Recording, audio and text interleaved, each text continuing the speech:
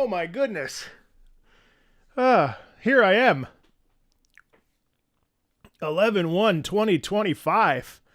So much has changed. But nothing in this room, oddly. Oh God.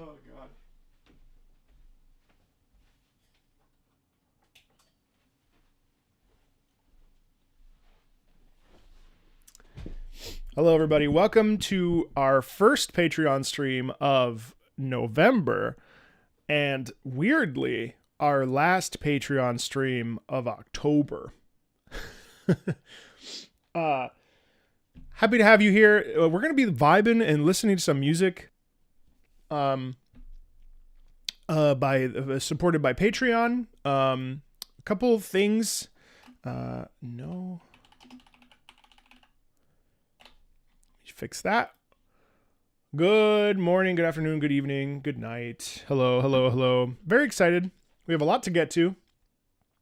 A couple housekeeping rules. No donations, please. These are specifically for you subscribers, and then of course for the patrons. Also, we've had to adjust some of the pricing schedule just because it's getting. I'm really grateful that everything's been going really well, but it's been really hard to keep up with a little bit because everything I do with Patreon is basically live or a la carte. So I'm not really able to pre-record a lot of stuff. Well, nothing. So just had to adjust some prices a little bit. Also, for those of you that are on Patreon and we're waiting for Attack on Titan episode 8 yesterday, that was delayed to today. It's uploading right now due to Halloween. So, yeah. So anyway, with that, that's pretty much all I had to report in terms of changes. Just trying to keep up with everything just because of the natural process with the schedule. Let's dive in. We have a ton to get through. Sorry. I just was outside and it's like windy as hell. So, all right. So we are going to go finish up the rest of October. Starting somewhere. Where did the October sheet go?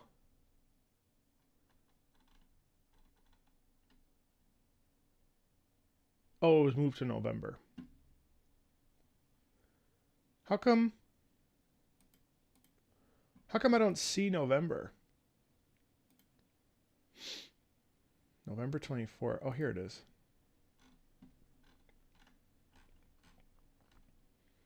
Okay, so this is... All right. Perfect. Okay. So, I'm banned from my own spreadsheet. Bonjour. Ça va? I will do a better job of also timestamping. So the stream starts now. The stream starts at 3 minutes and 40 seconds. Can I timestamp while this is happening? Probably. I'm going to be timestamping, rambling, 3:14 stream starts. All right. First up is Atelier Rorona. What the hell is that? Atelier Rorona. Hey, come here. Flash Frost. This is an official arrangement of the track Flash Frost from the game Atelier Rorona.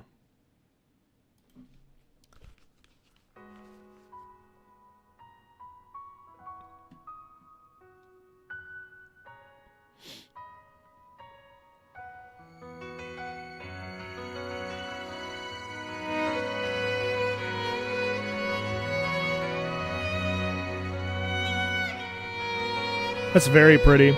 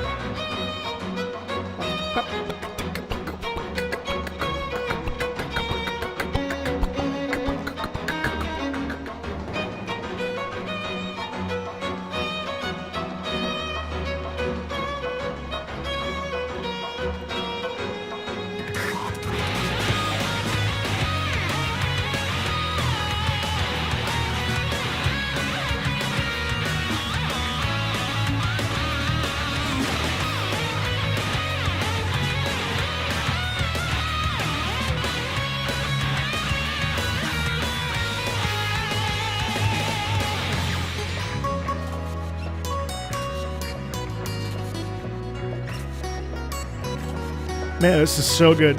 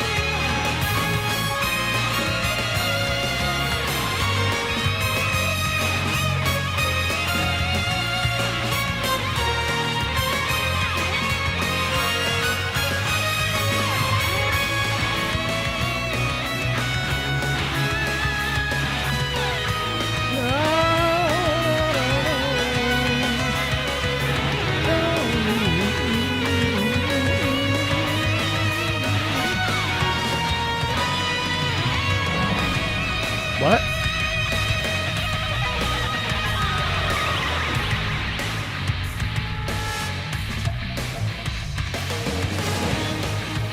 Is it a visual novel?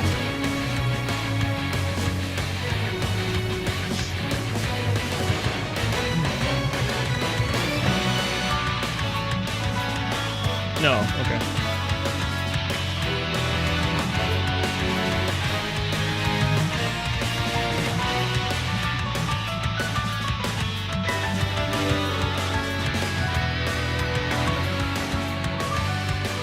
Polish powder.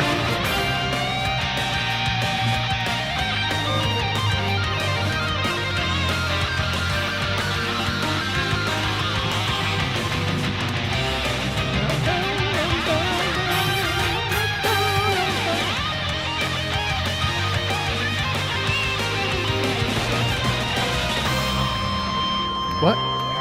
What? What? What? No.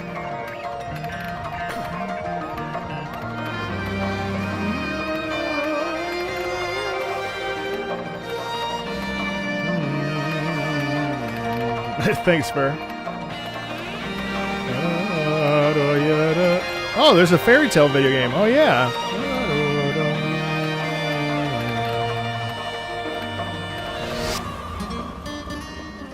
Atelier Marie, the alchemist of Salzburg. Oh, Salzburg. I was like...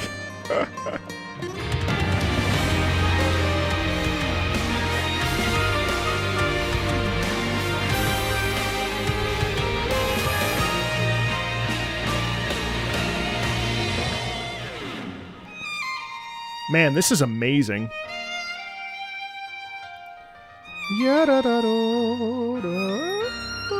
Not one single loop in 8 minutes? That's actually profoundly cool.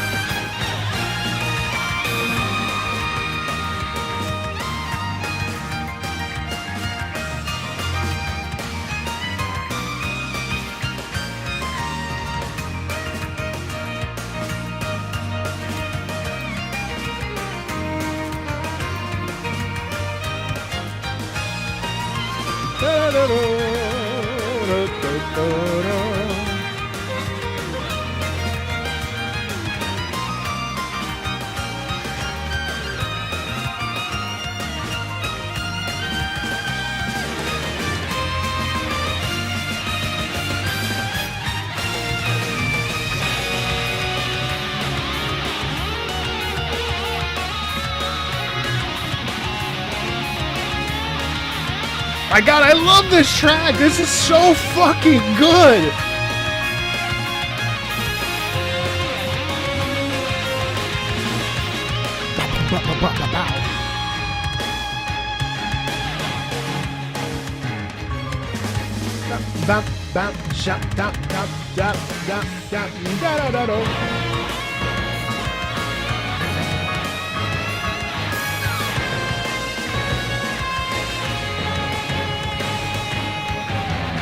Wow.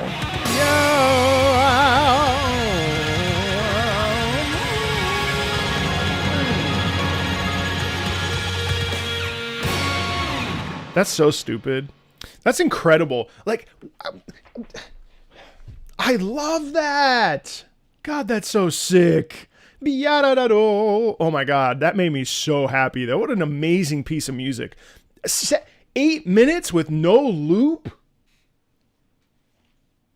With some, there's a motivic loop, but there's not like it doesn't restart. I fucking love that track.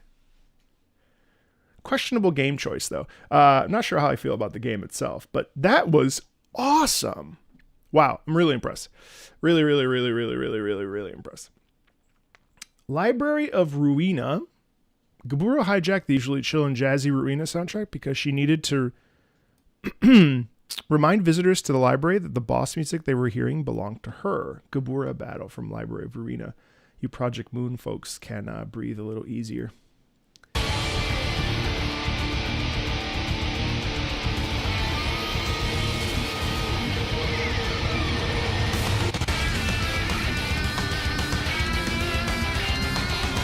Okay.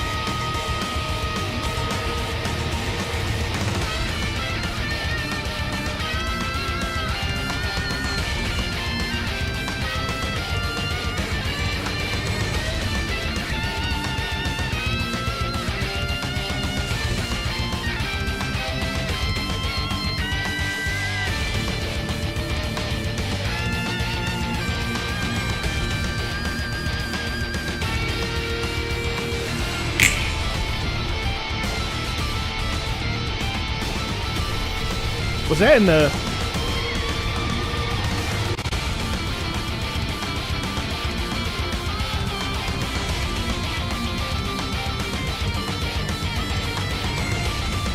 It's in the song, okay.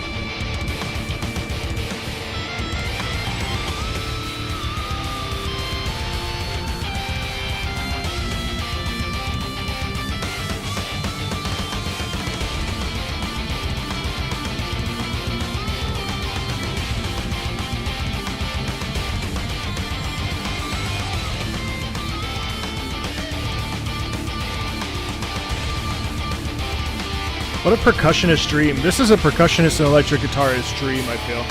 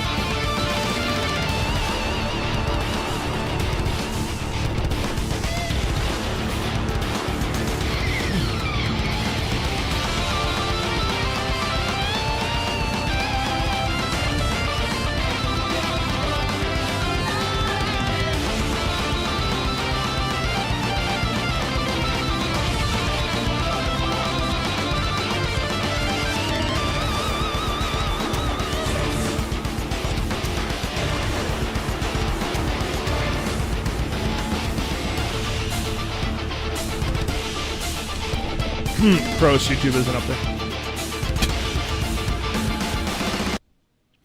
Yeah, you know, wow, that like stays at a high level the entire time. It's actually a little bit tiring on the ears, and I was thinking about why, and I think more than anything, it's just like a constant state where it sort of starts to blur together, despite the fact that we have three distinct well, really, they weren't even that distinct. I mean, we had three phases. The last phase obviously had the choir and stuff, but the second phase was more percussive heavy, and then the first phase was more electric guitar heavy. But it was interesting trying to point out mentally the subtleties between the three, but kind of struggling. And it's not that I disliked it, because I actually liked it, but I felt I got a little bit bored. And it was interesting comparing it to the Atelier track, which was layered in a way that was there was more flexibility in terms of like you got a reprieve from the electric guitar. You also had like a wider range.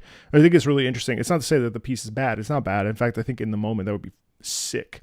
But in terms of how we are listening to things, sometimes when we're just listening, we need some balance, a little meandering, a little bit of shifts in dynamics. And this was the entire whew, it was a lot. The third one with the chorus is cool for sure. Just because it's a slight shift, which is really quite nice.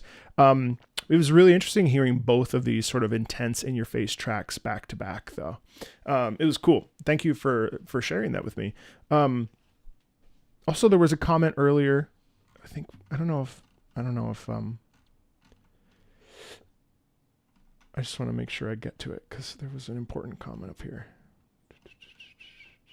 Sorry. Where are you? It was about Shadow Generations. Oh, there you are. Jellium. You're not being rude. I don't know if you're still here, but you weren't being rude about Monday's Shadow stream. It didn't happen, no.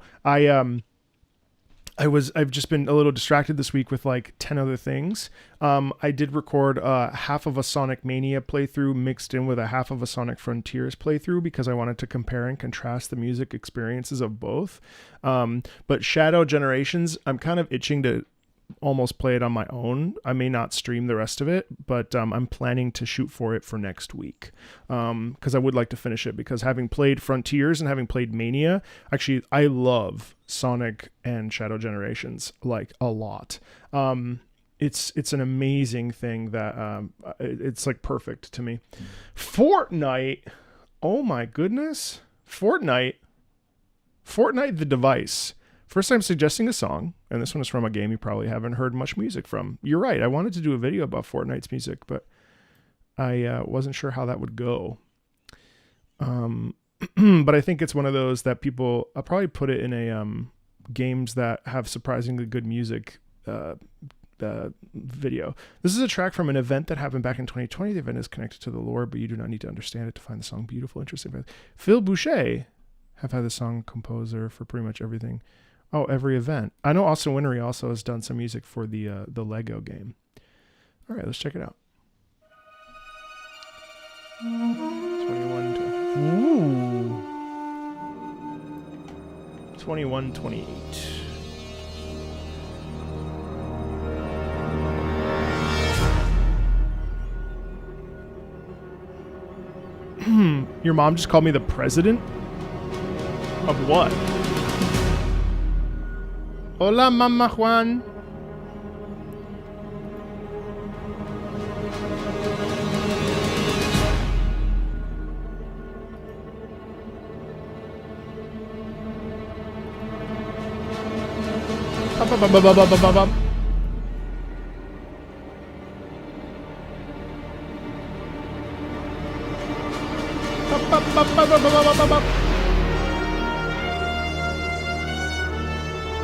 Oh, some nice there.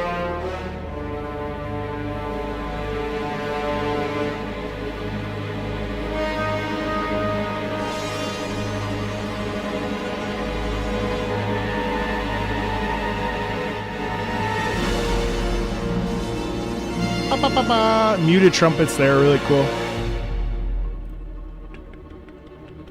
Okay. You have my attention.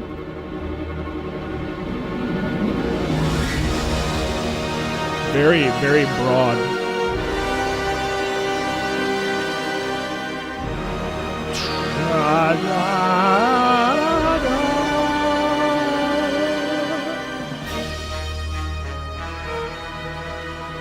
Hola.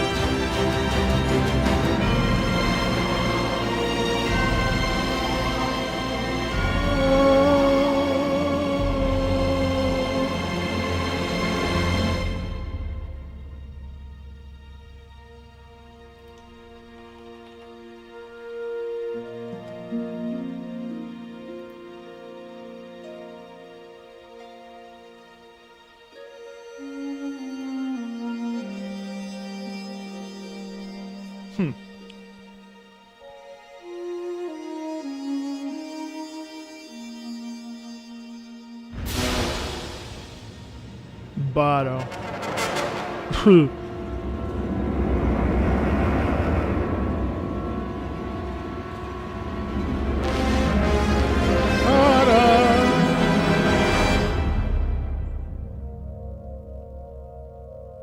Jeez.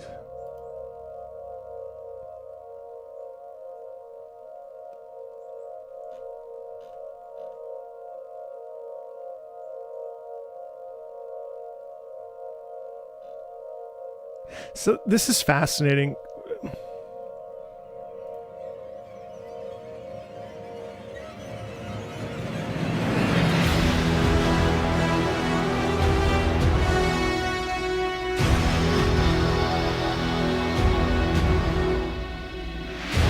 Ba ba ba ba ba ba.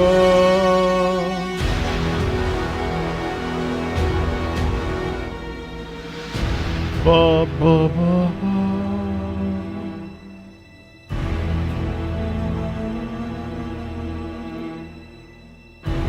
Is that a duduk?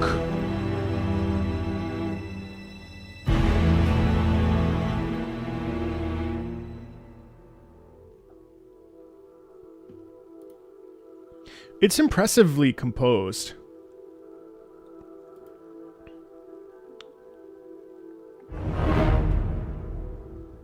Okay. Boom.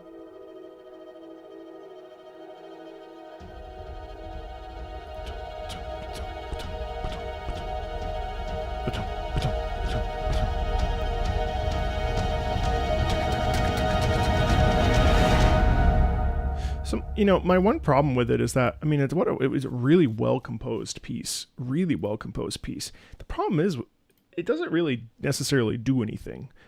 Now I say that. Well, no, hold on. I shouldn't even say that because it's not true. It does a great job of showcasing tension, right? And like the device, highlighting the importance of the device. Let me backpedal there for a second. What the fuck? Is that a bug on my eye? No. And so, but the one thing I would say is that melodically there is that one ba ba ba ba ba ba ba ba ba ba ba. Sure. But for me, that felt very much more like movie music versus like video game music. I like how I'm using that as a pejorative because both of these are like genres of music that are sort of underappreciated. It's very well composed. It's very well written. It's really good orchestral music. It does a great job of telling a story, right? But I prefer my music to have melody. And this is like a thing that comes up and it's a bit pejorative, and I don't mean it pejoratively because it takes so much effort to compose. But to me, it comes across as like sort of hard to pin down, which is why melody is such a vital, important part of, can be such a vital part of storytelling.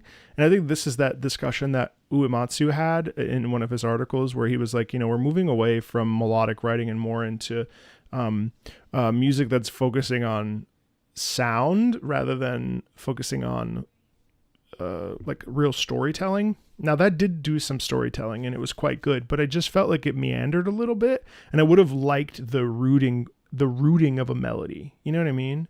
Like that's a really important thing. So all told, it was really interesting to hear some music from Fortnite of all things, and I did not expect that. So that's amazing. But yeah, that was my thought process about that. All right, DJ, Assassin's Creed Black Flag main theme. We love this. Hopefully Ubisoft music is kind to me. Main theme, the iconic pirate theme. Yeah, of course. Great piece. This is 3013.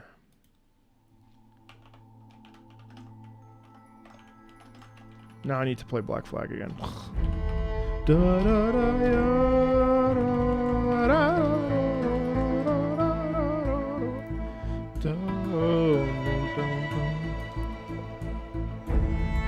Ciao.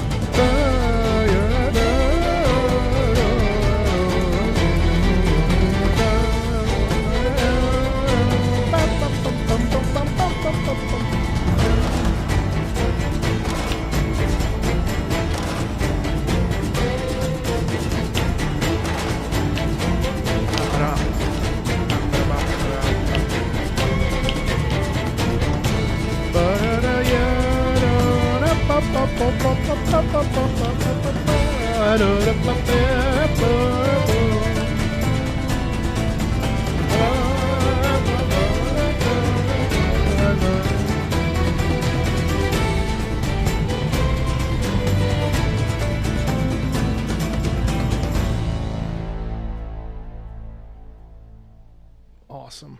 Yeah, it never gets old. The Assassin's Creed 4 Black Flag main theme is just so good. And that's a prime example.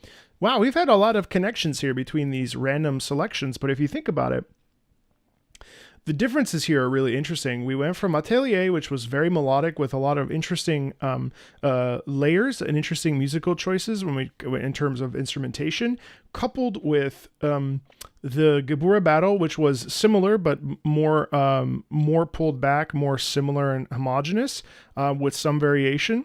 Then we had the Fortnite the device piece, which was much more cinematic in its storytelling without a clear and coherent clear and maybe present motif. And then we had this Assassin's Creed 4 Black Flag main theme, which had a dominant motif and a very singable motif, which is why it continued to kind of exist there.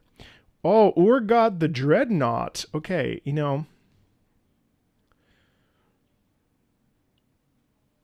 do I want to turn this into a YouTube video? I think I do. I have been severely behind on my League of Legends stuff. So I'm going to turn this into a video. Just FYI. Just because it's in front of me. I still haven't learned anything about urgott. So I'm just gonna go ahead and snatch this one up into a live recording and then have to figure out what to do. All right, so bear with me. Hey everybody, today I'm going to be checking out urgott the dreadnaught. I'm really excited. I'm actually watching this right now on a Patreon live stream, which is very funny. So I didn't want to let this opportunity slip between my fingers at getting to explore who urgott is, urgott the dreadnaught from League of Legends. Let's listen to the music and talk about it, shall we? Here we go.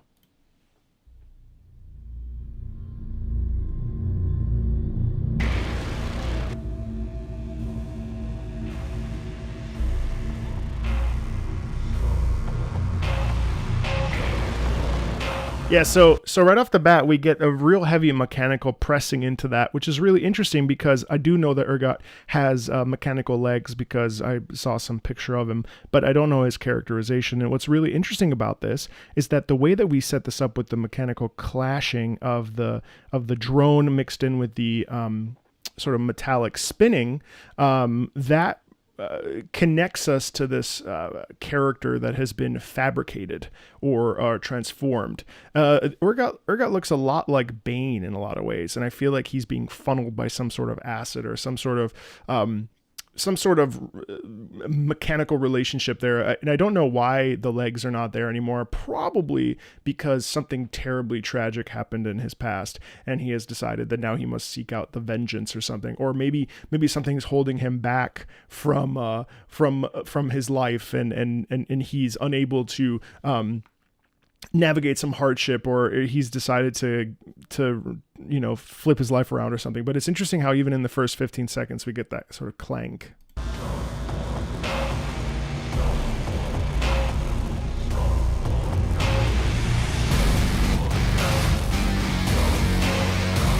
So what we end up getting at 27 seconds in is a very angry characterization. We get a chant in there, which is really fascinating. Ba bya ba, ya ba bya ba ba. While we have this real dialed up on the knob distortion that comes over top of it. It's layered on top of that chorus. So it really feels like the humanity of urgott has been stripped away, and what we're left with is this mechanical thing.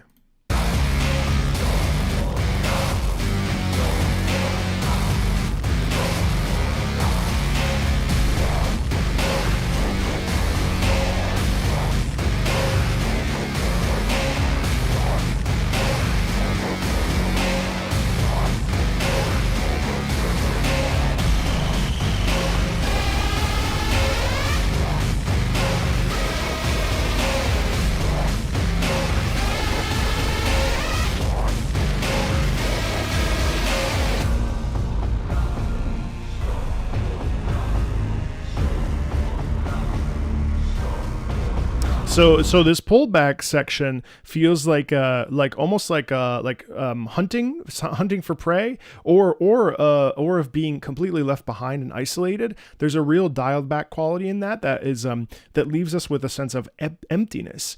And I think that may be because of some suffering that's laden within this, or some desperate cry out for humanity wanting to come back and wanting to reset itself. It's pretty interesting.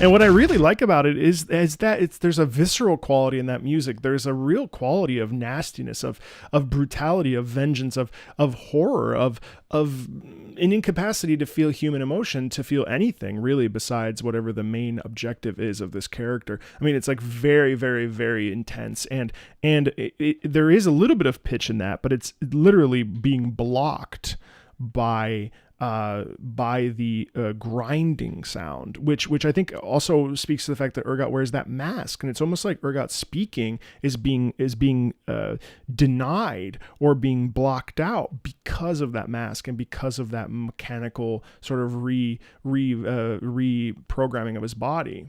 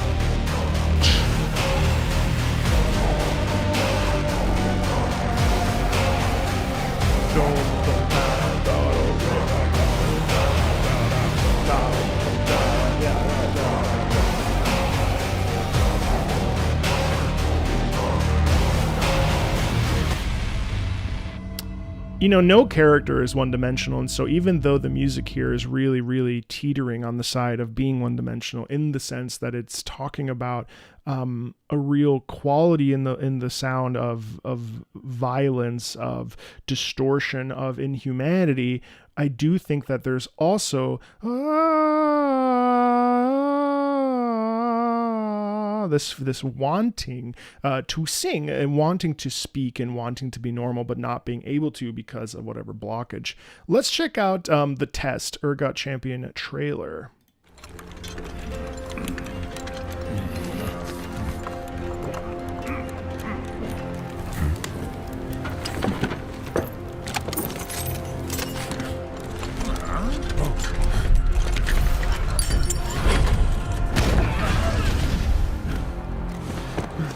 So he comes looking for something. Wealth and assumes it is power. But I see clearly. Wealth is a crutch. True power comes only through pain. Pain is a crucible that tears the weakness out of you. It leaves you bloody and raw and worthy. Or it leaves you dead. I offer the pain to set you free. Will you embrace it?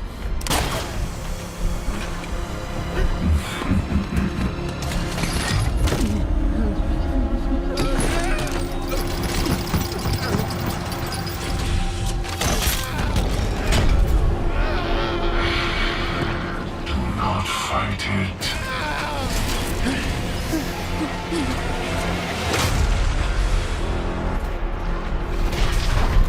Come, my sons. He was able to reproduce.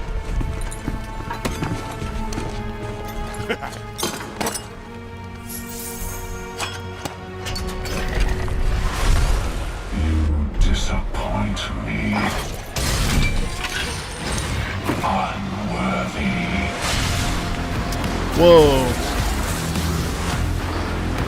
So he lives life by his own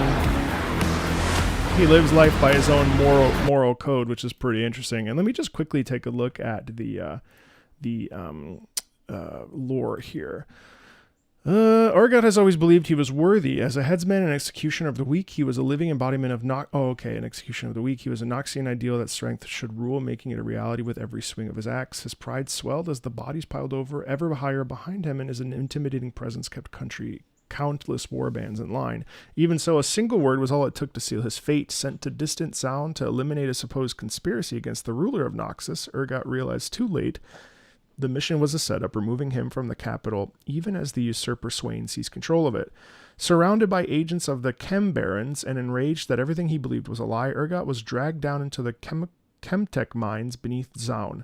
He was defeated, he was enslaved, he was worthy after all. He endured the mine's hellish conditions in grim silence, waiting for death.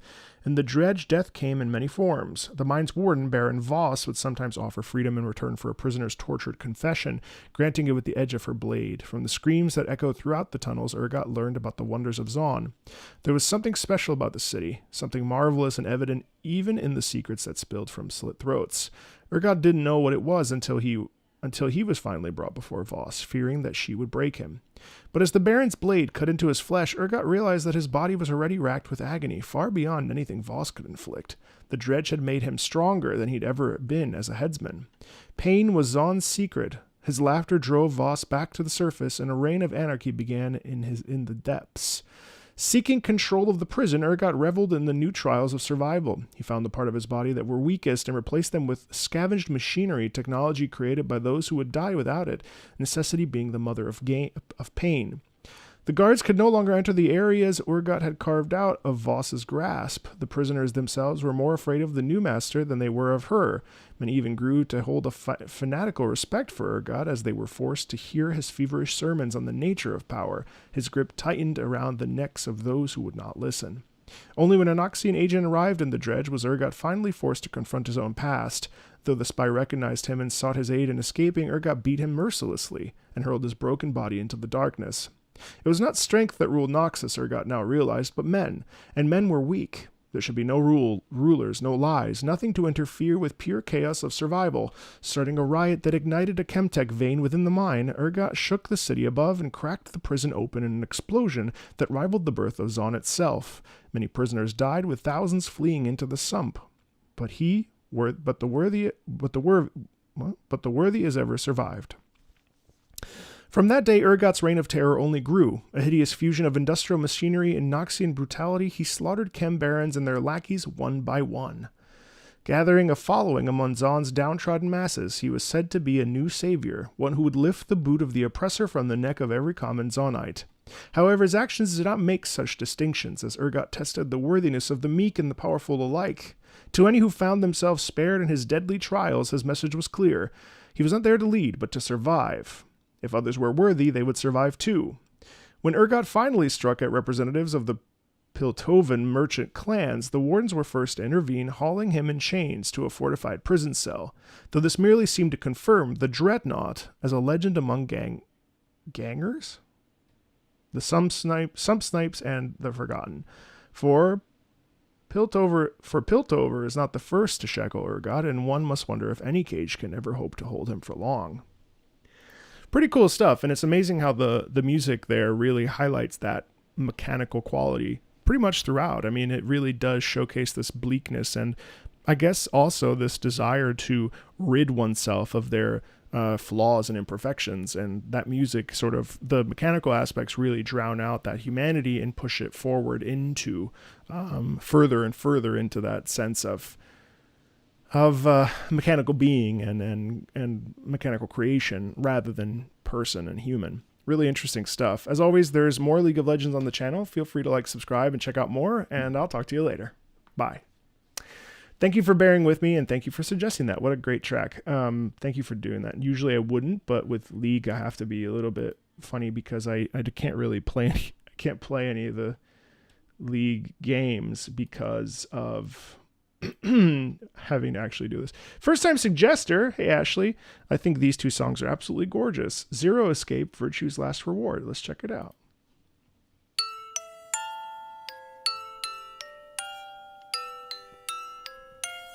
So, four.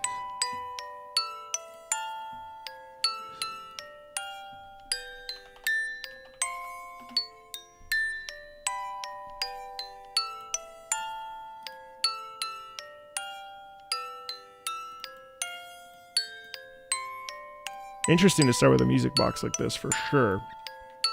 I can't believe I've never heard of this. What is this?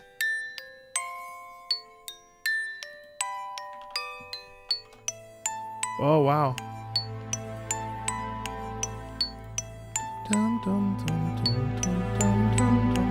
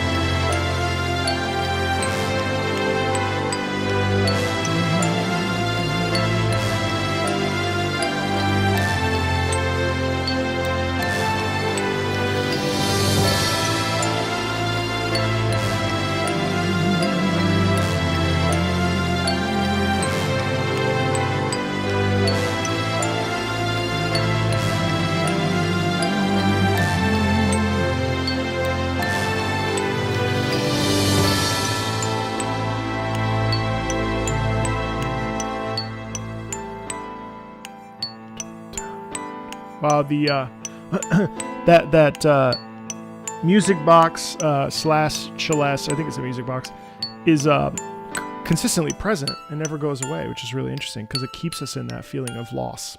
There's a real lost quality in that.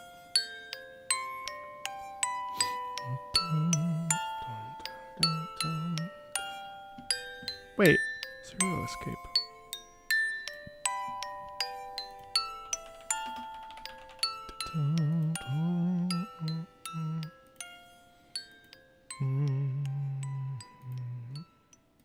Interesting.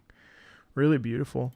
Really, really cool. I mean, you know, it's nice because it swells and it shows us a piece that can carry itself. Despite its simplicity, it can still carry itself without needing some sort of hardcore beat, right? Like everything we're hearing there is very, very delicate. Even the swell and the crescendi, that stuff is all delicate. It reminds me a lot, very much of the Intermezzo from Manon Lescaut, which is... Can I play this? I really hate... You know, my channel would be so different if I could actually play you operatic examples. It's so kind of annoying that I really can't do anything. I'm like blocked so hard. Let's see. I need to find some old ass bootleg. This one should be okay. Listen to this. This is what I mean. It's not going to sound similar. It's not going to sound exactly right, but it could be.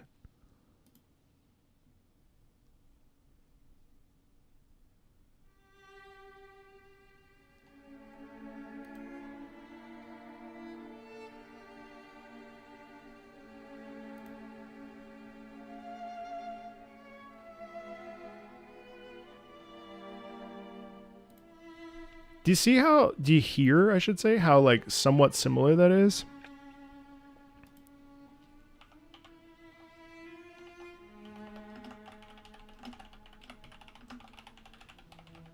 Like it has a similar momentum to it. Right? It's kind of pared back. This one takes a little bit more to go somewhere, but once we go, check this out.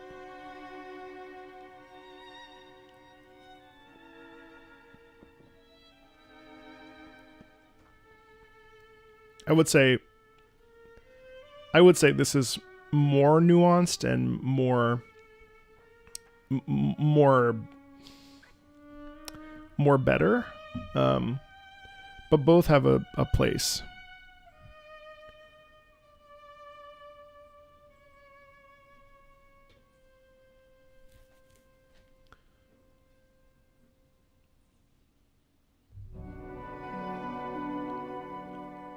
See how it's kind of the same?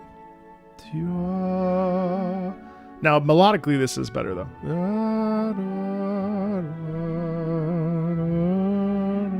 But both are telling a similar story, and that piece that we just listened to had a beautiful direction to it, right? And the music box was really special in that piece. This one's just orchestra.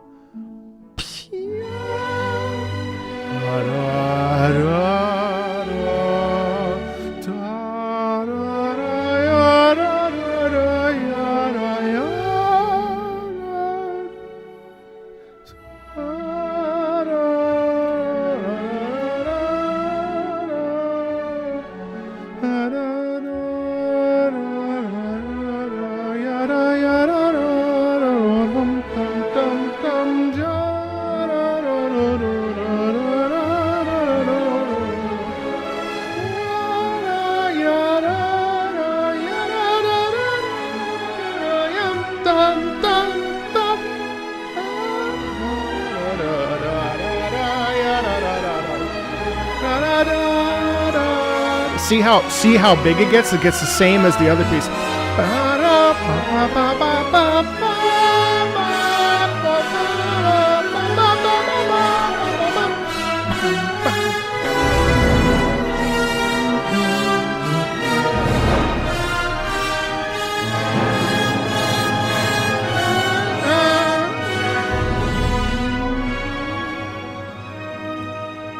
Just as an example, I mean, what a stunning piece, by the way. If you ever get the chance, sit down and listen. But the point is that if you listen back really quickly, this just as an example, I just wanted to reference how they're both beautiful in their own way. But like, listen, especially here.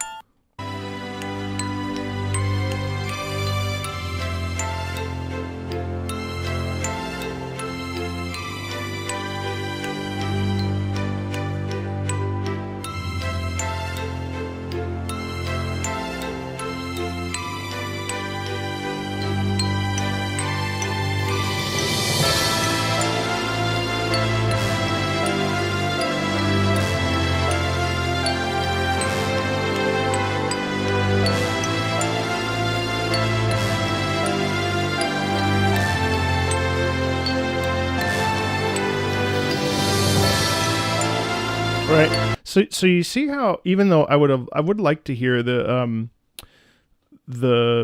Virtue Last Reward here, it would be nice to see that or hear it with a full orchestra, because it's very similar to the Manon Lescaut example.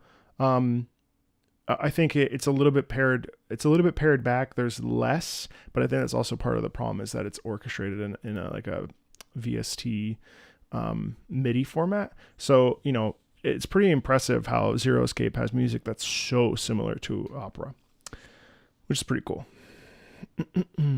Let's listen to Divine Service from Lies of P.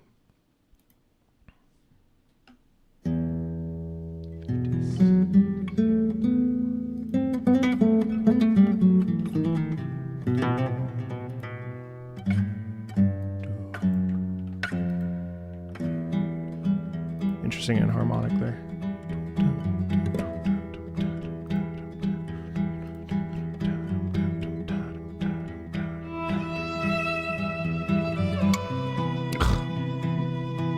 I can't believe these are DJ Max songs. How is that possible?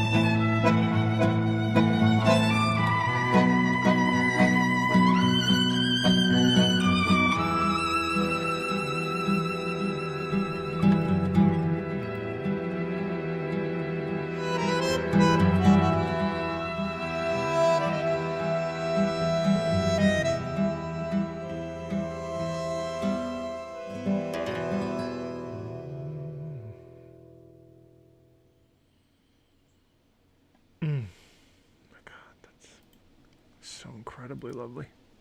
Oh God, I love it. It's so beautiful. Let's listen to The Overseer from, I've heard this before, but I'd like to hear it again. The final boss of The Island in Arc, said to be one of the most difficult to write for by the composer himself, Gareth Coker. Also, the Arc main theme motif plays throughout both requested tracks. I'm curious to see if Marco would figure it out. I will figure it out.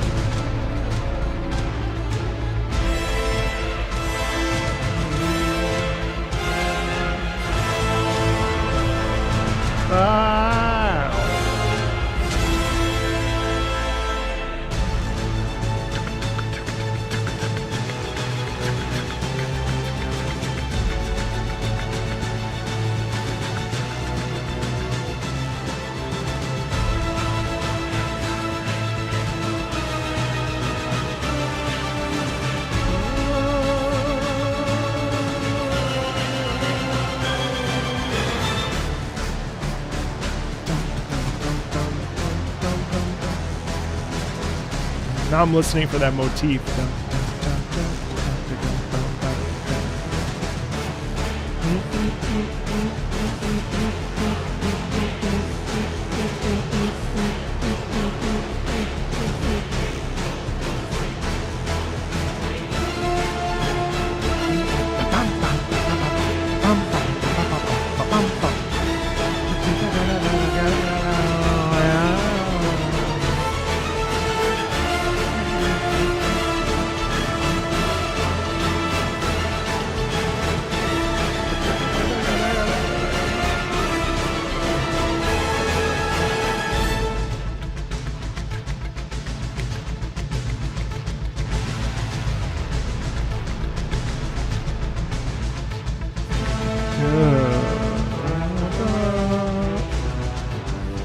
Isn't that the main theme right there?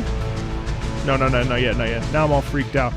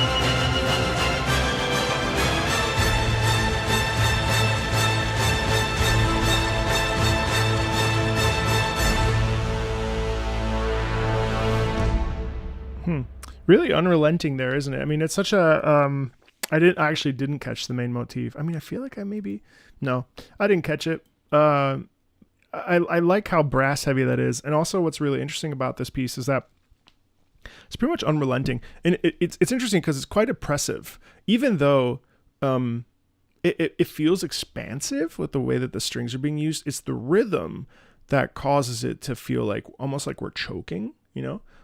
Which I find really interesting. It's cool, and Gareth has such an interesting style to that writing as well. That's really, really fun to listen to, and versatility too when you consider, you know, Ori, and I mean so many different pieces of music. Wayfinder that's been out now. No Rest for the Wicked. Or no, I'm sorry, that's not him. That's Jason Graves. But point, I think he did music for the trailer. But point being is that there's so much nuance in that. You know, God, there's another one. He did the music for the Prince of Persia game that came out recently. That the studio shut down. Terrible. All right, Dragon's Dogma, Mura, Combat, Vermund. Can't remember this normal battle theme of the game, and all three of its stages, which depend on the base difficulty. While lots of songs in DD2 aren't as inspiring as DD1, I would agree with you. The regular combat music is one of my favorite, even compared to some DD1 combat music. Yeah, I could totally vibe with that. I think you're right. Let's check that out. 106.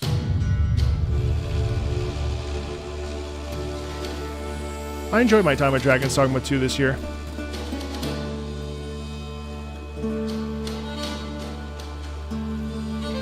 Hello.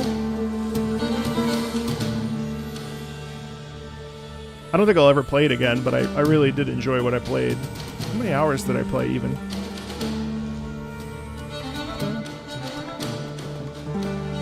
I think I played for 30?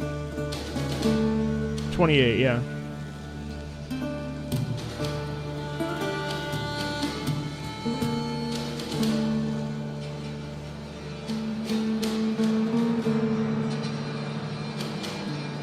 They've been slowly updating it.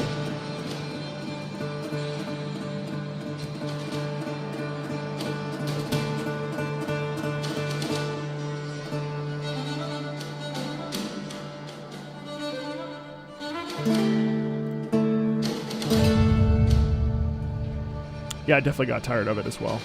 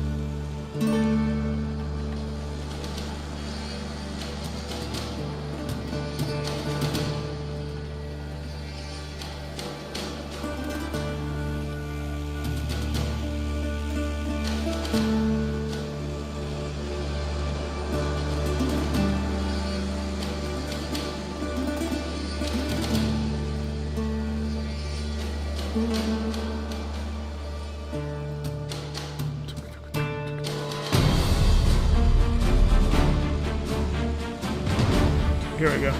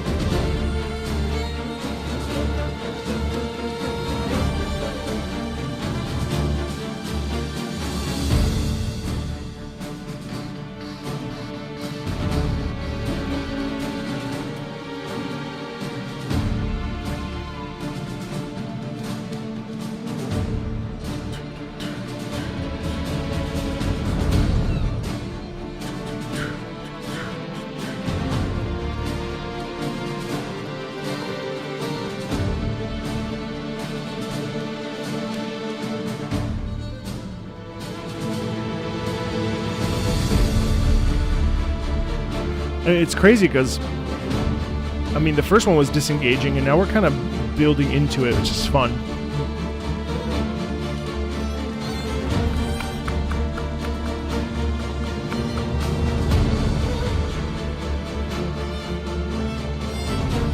I really like the violin accents as well.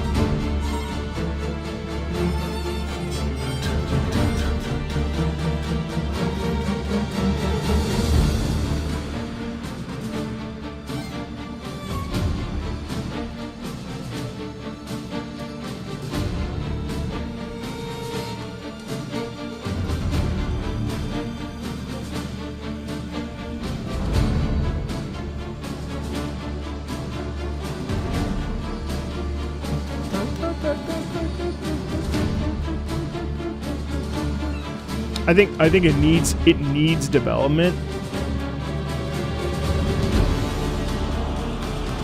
But see, now we're adding the chorus, which makes it good. Like you can tell we're going somewhere.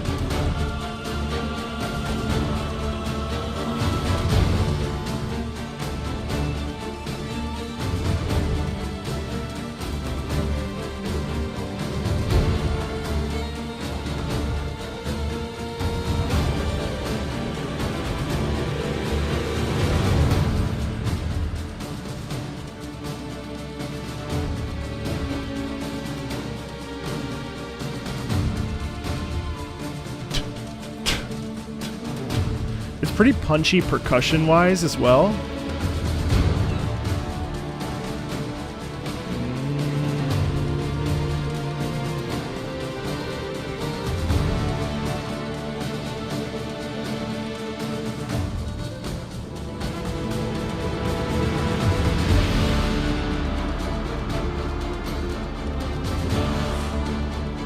I just wish it went a little bit elsewhere, ever so slightly. It does plod on, but it's a very slow build, but I do enjoy it.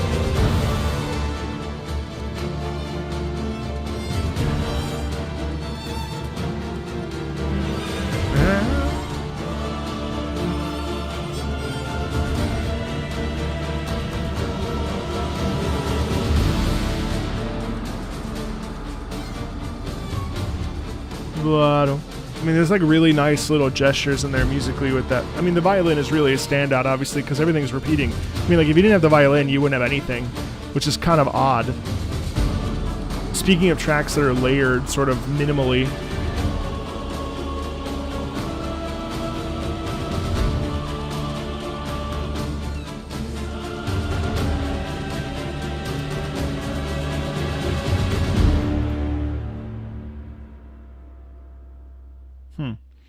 I mean, it's interesting, you know. I think Dragon's Dogma was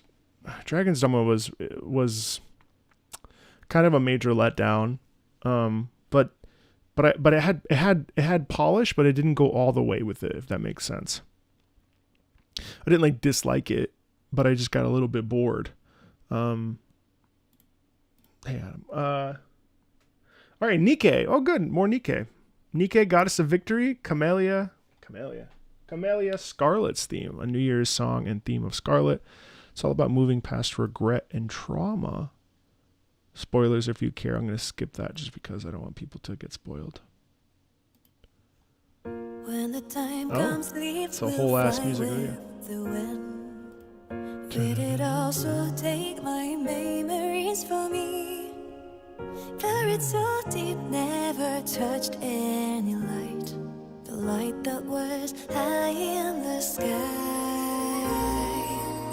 When it's cold, all flowers turn to the earth.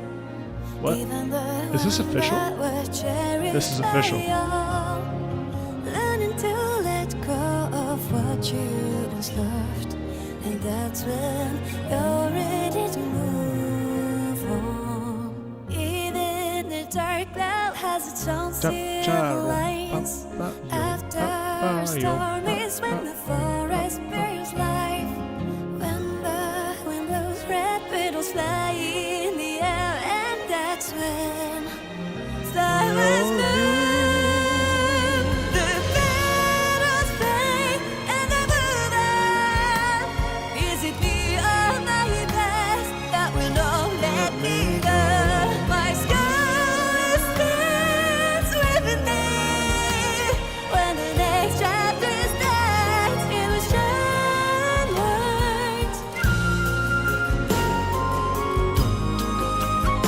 I like how she like stabbed the rice. She let the rice know.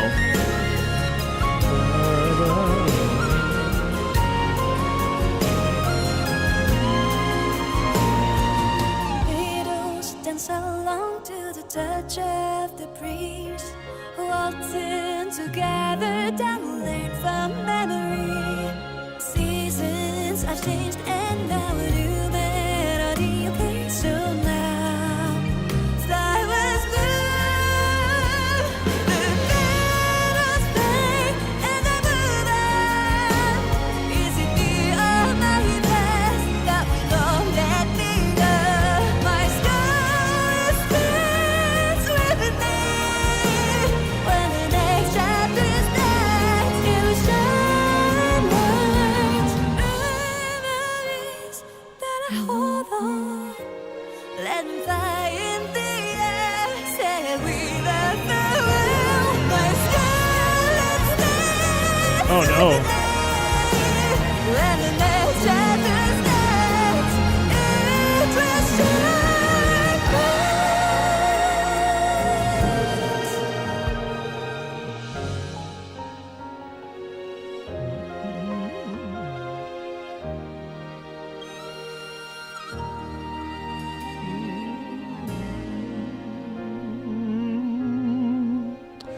You know, they're really nice little tunes, aren't they? I think what's cool about music in general is that something that can feel altogether somewhat simple can still elicit a lot of emotion. And like that's not that dissimilar from something that you would hear on the radio.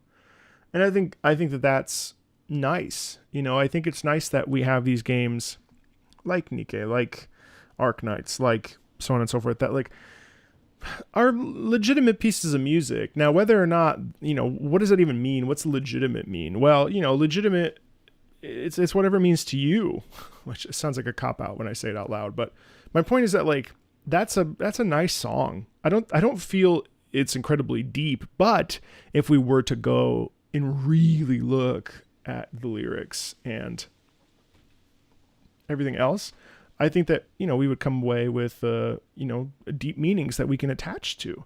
And ultimately, that's the real goal here, isn't it? The real goal is to connect us to music and connect us to our feelings. That's really the point of music. And I would say most composers would agree with me. Yeah, it was nice. Thank you for sharing it.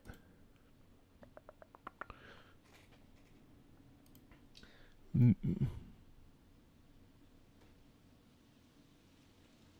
the hell is all this? Oh, visual novel. All right, let's do Oto no Dekiru Koto. What sound can do from SubaHibi. Oh my god, I'm becoming such a fucking weeb. I just like tried to say that with like in a Japanese way. Wonderful Every Day is a very complex and tragic story with some serious dark subject matter. The song reflects the more peaceful side of the protagonist. Okay.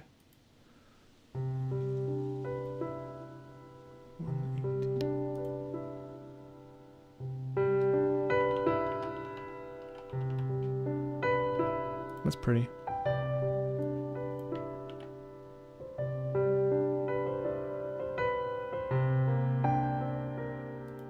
I mean, I don't think I said it fluently. I mean, I'd be amazed if I did. I think that was. I forgot the timestamp for.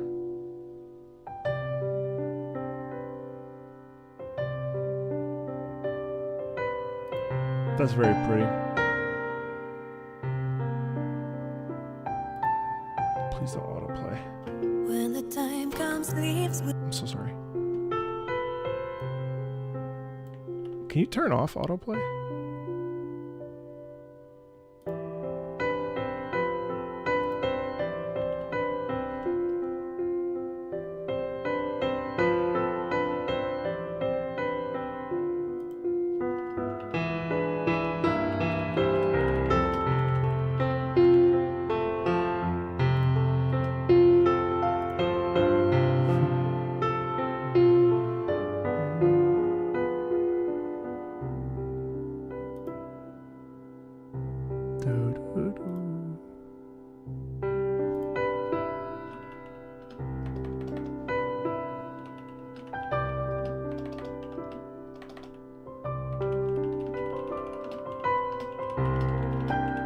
It's so elegant.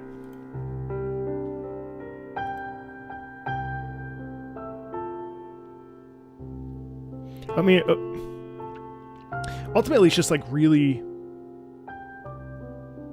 peaceful, calm, modern piano. I suppose complexity is what separates this from like Mozart, I guess. And is that a bad thing? Well, no. I don't necessarily think so.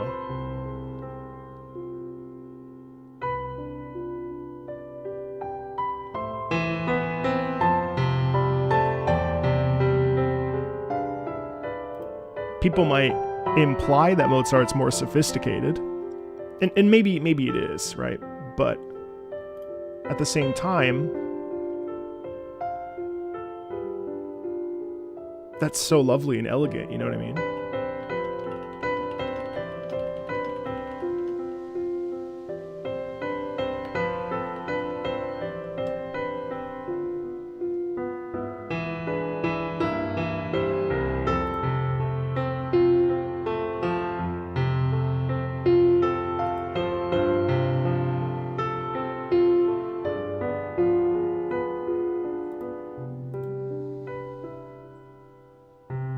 It says autoplay is off, but then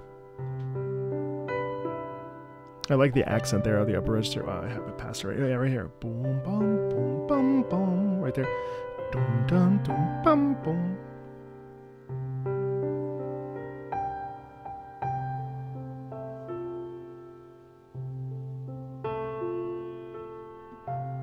If you sat here and you really got in your feelings, this would be deeply emotional. You could cry at this.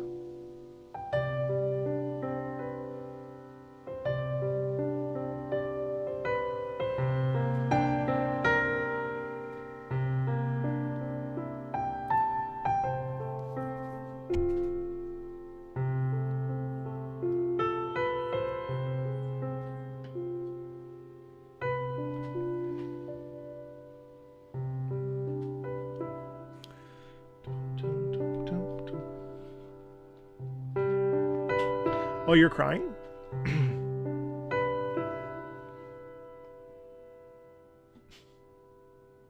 Yeah, we're cleaning up October, Engine.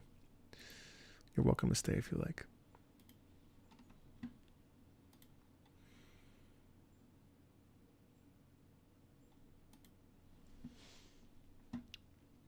That was lovely. Sage fricke. Oh, Hauntii. Yo, Cafecito. Yeah, what a nice game. I started playing this. Oh, it's so beautiful. The Vortex. Hauntii is a really nice game.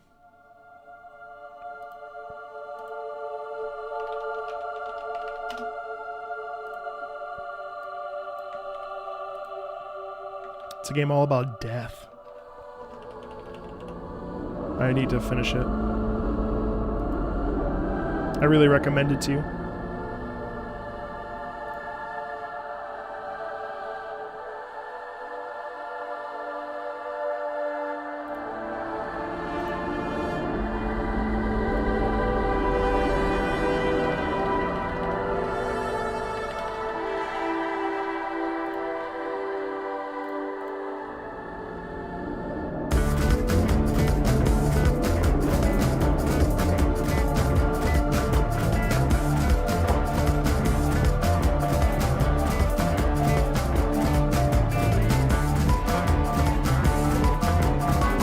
You start in the afterlife, and then this random angel, you must be connected, guides you somewhere. I don't know, I haven't finished it.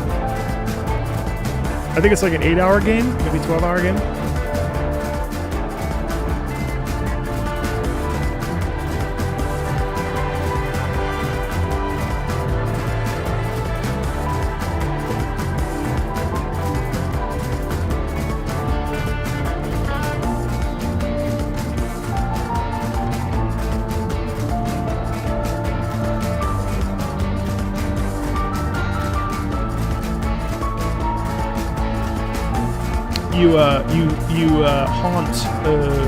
You take over people's bodies and possess them.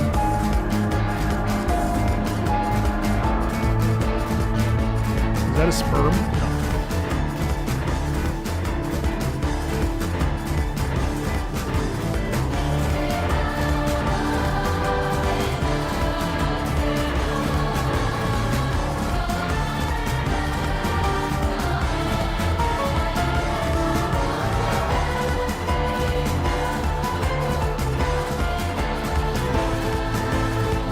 Biblically accurate angels.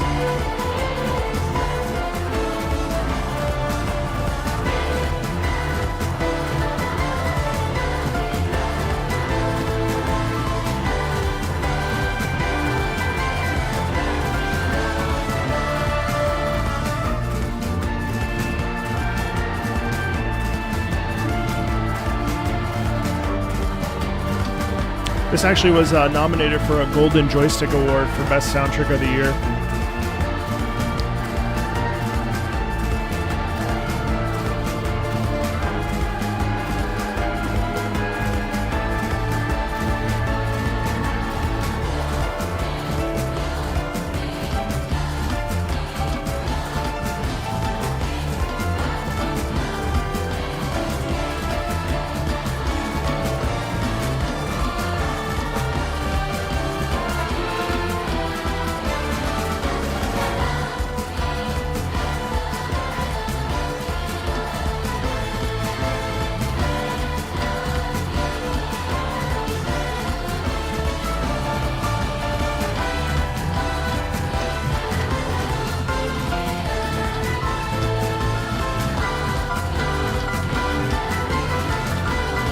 Wonderful doubling in the piano.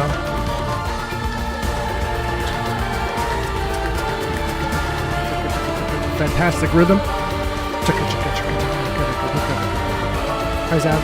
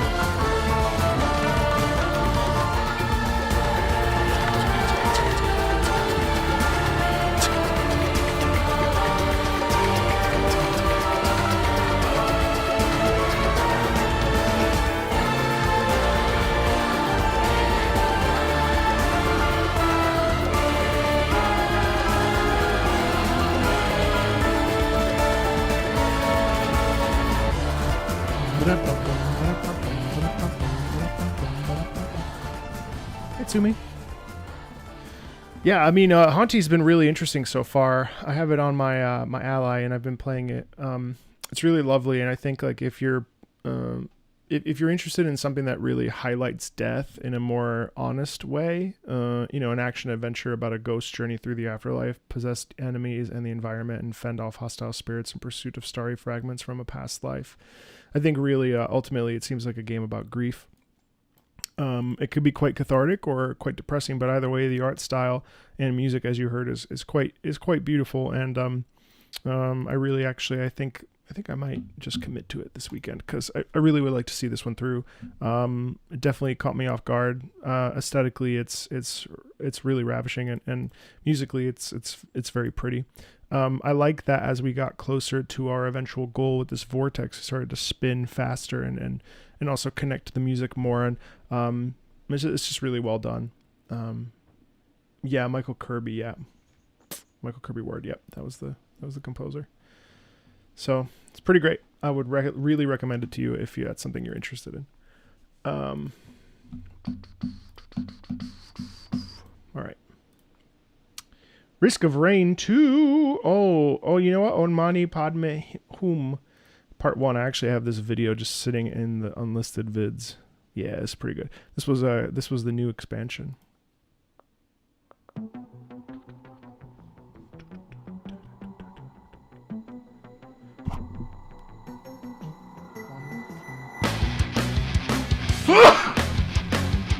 Sorry.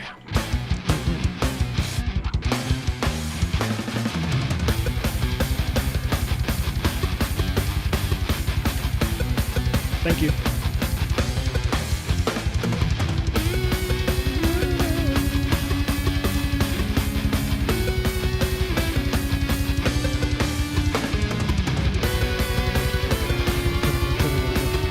I don't know. It's good, but I'm not sure if I like it as much as the other stuff I've heard.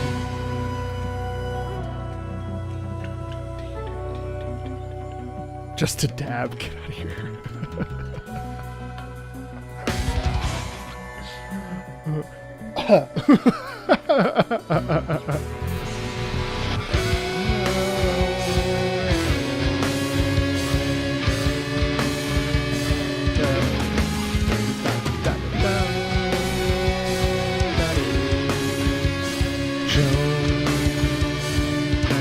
I like when Chris's music has more of a melodic drive. This one feels very rhythmic.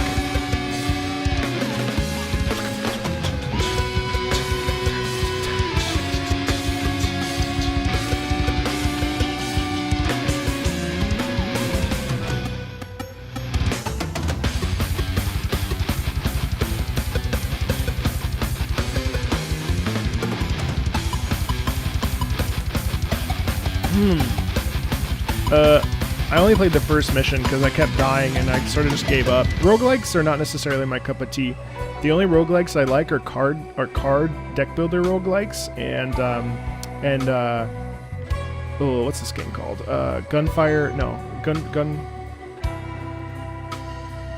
Reborn. Gunfire Reborn and card games are the only roguelikes I like. Like Balatro. I like this part. Slay the Spire, Inscription. Don't look at that. Like Solitary. This one, Wild Frost, Monster Train, Diceomancer.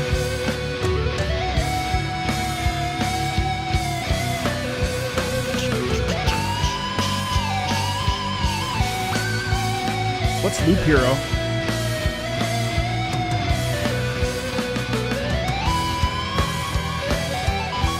I should get into Isaac too, yeah.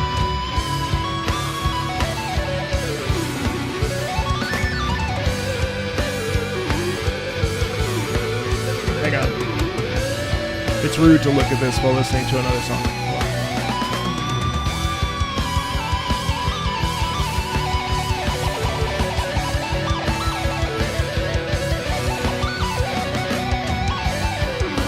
Not yet, Cloud.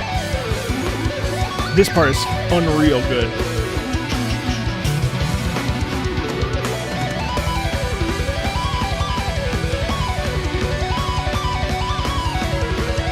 Don't feel bad.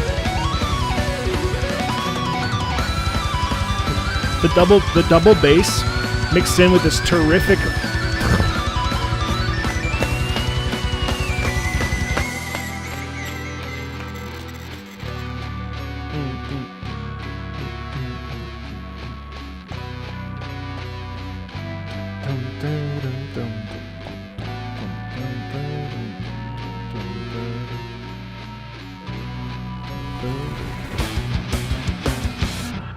So what's really cool, and this is like, I hear this a lot with this particular soundtrack, is that the buildup is really at the back half. The absolute sickness is up here with this electric guitar, and the very upper register just absolutely whamming away. It's mind-blowingly good. The double bass drum in here as well is just so satisfying to listen to. I wish the buildup didn't take quite so long, because there's a lot of rhythm in this first section, and then the back half here is really where we take off. And what's interesting is that Chris's music is really something that if my dad were alive, I would play for my dad, because it has a real soul quality to it, that really it like feels very old soul like. Now that's a little bit parasocial, because I have no idea if Chris is an old soul, but the one thing I would say is musically this really reminds me of, like, you know, stuff like oh my God, Steely Dan, or not so much ZZ Top, but just like a little bit of the Eagles. Just like a real, like, what's that genre called? Like 80s, 90s. I don't know. I guess, like, what would you call Steely Dan? Steely Dan genre. Rock. I guess it's just rock. Jazz rock. Yacht rock? The fuck does that mean? It's really interesting. So anyway, point being that, like, this music really sends it. And I could hear jazz rock, because a lot of Chris's tracks, The Rain, formerly known as Purple, They Might As Well Be Dead, this, they really has a, like, just a wide breadth, and a lot of it sounds improvised, which is probably where the jazz elements come from. So that makes a lot of sense to me. Really just, like, stunning stuff. This isn't my favorite. Some of the other tracks I prefer, but I do like that we have this really sick ending. Hello, Akaru. Thank you. Anyway. Oh, don't look at that. Loop Hero. I'm going to have to take a look at that. Okay, Miero, Kingdom Hearts, Melody of Harmony, March Caprice, Melody of Memory, credits of the Kingdom Hearts rhythm game. Oh yeah, this is the only Kingdom Hearts I've fully played. Actually, no, I can't say I fully played it. This is the clean version with no note hit sound effects. It really feels like such a heartfelt tribute to the entire series. Yeah, the Kingdom Hearts rhythm game is actually pretty charming. I started it on my Xbox. I barely played. I suppose I got to the Beauty and the Beast level in Kingdom Hearts a long time ago. Is that the end? 137.58.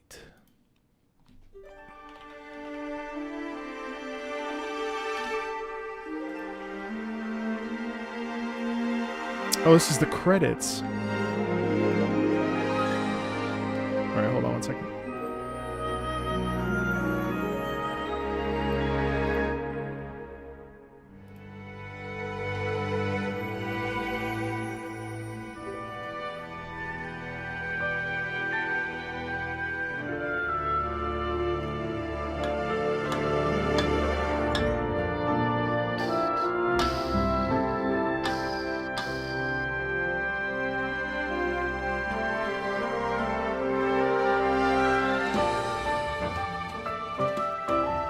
Oh, wait.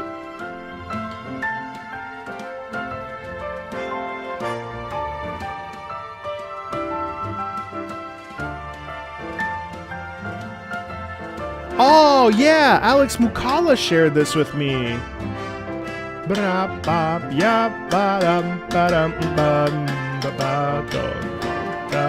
have to upload that video. I was like, I've heard this. Yeah, the jazz version of Dearly Beloved. That's right. That's right. Yeah, I love this version. It'll be next week.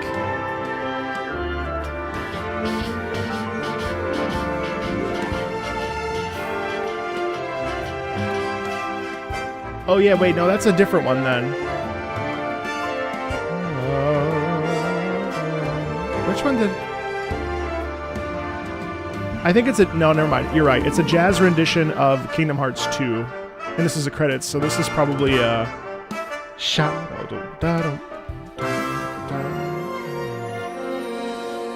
Oh, simple and clean will get you struck.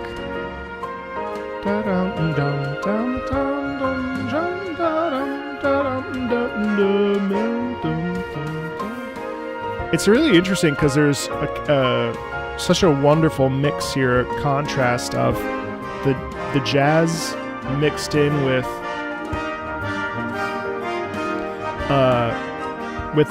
underneath there's like another musical melody, and the two are just passing through the night, you know?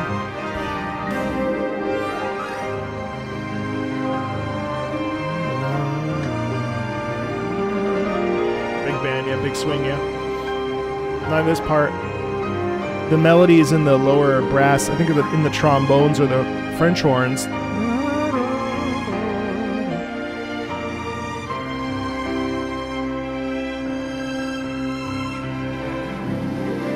Snare.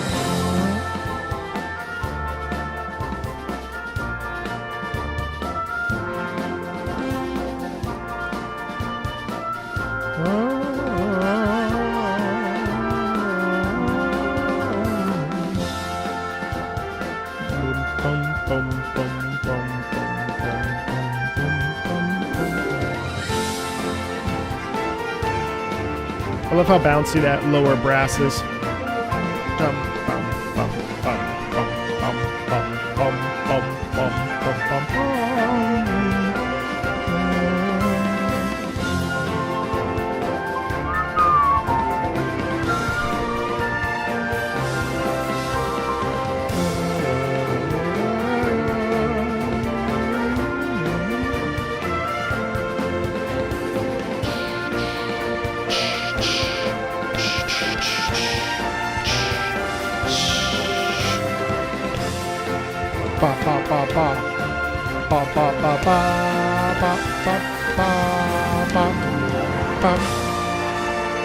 Nice slow down.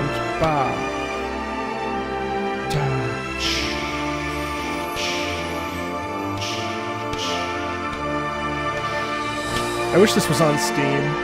Cha cha cha cha.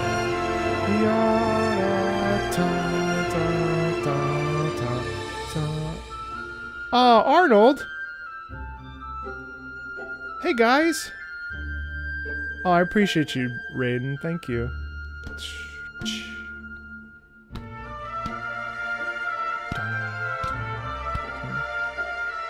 If you guys are into MiHoYo games, especially, Arnold, Murder of Birds is worth watching. Such a passionate guy.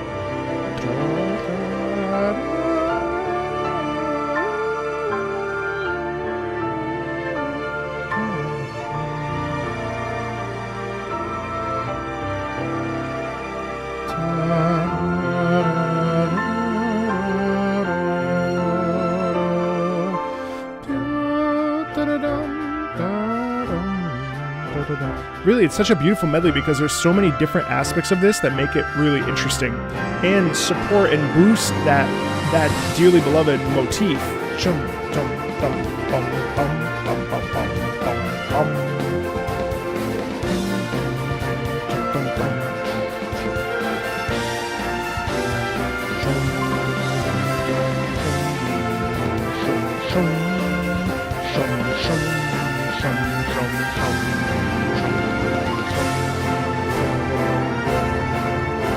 Look, everybody comes together as we start to finish up here.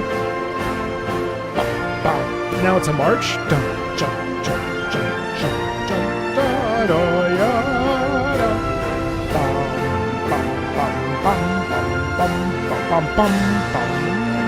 Now we slow down. The piano's going all over the place.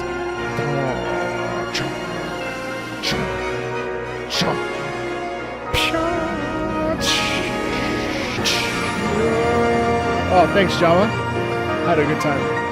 Now we get speed up piano.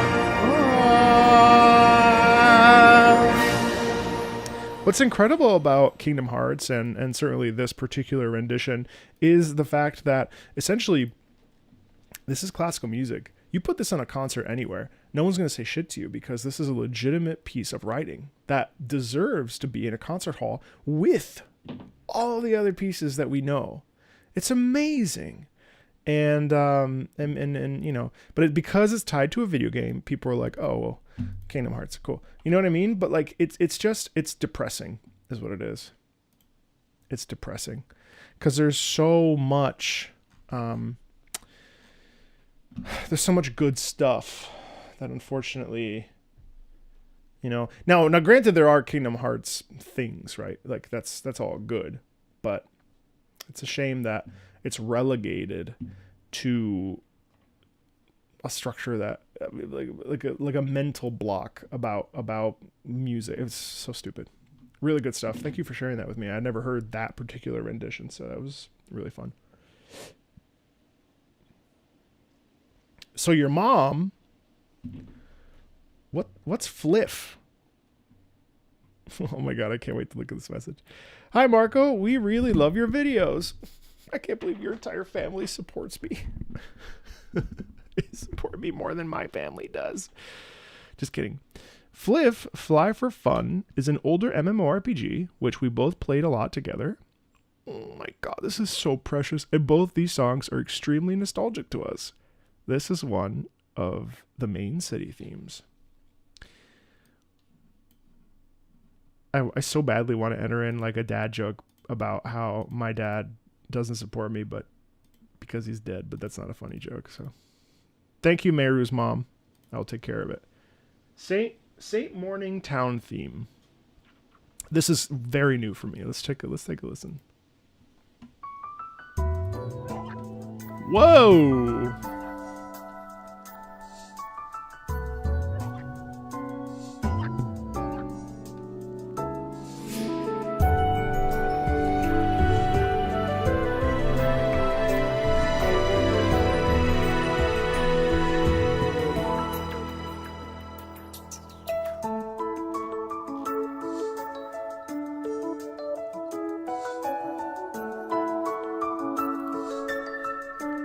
That's lovely. Oh, Sumi, you just said that. Yeah, I agree. It's lovely. Oh, I have to update the...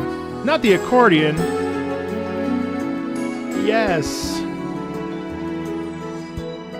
146. Oh, this is... lovely. I gotta see what this looks like, though, because... FlyFF. Whoa, a little bit of enharmonics there. It kind of goes all over the place there. 4 weeks ago, someone made a video about... One thing I hear quite... Wait, this is gorgeous. Sorry.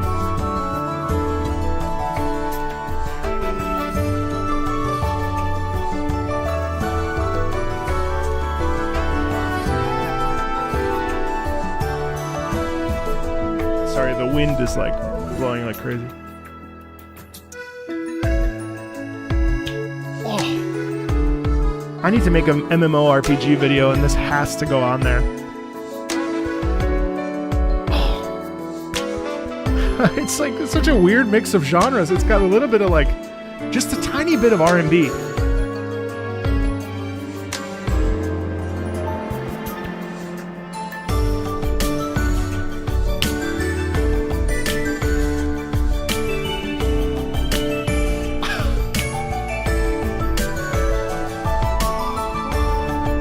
Yeah, exactly.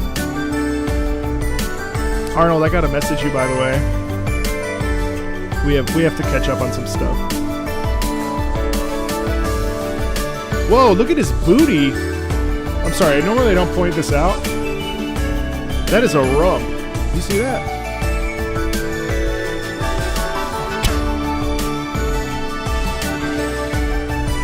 Right? I don't normally notice that, but I love how we've like, it's been an ever so slight, I want to see this flying animation.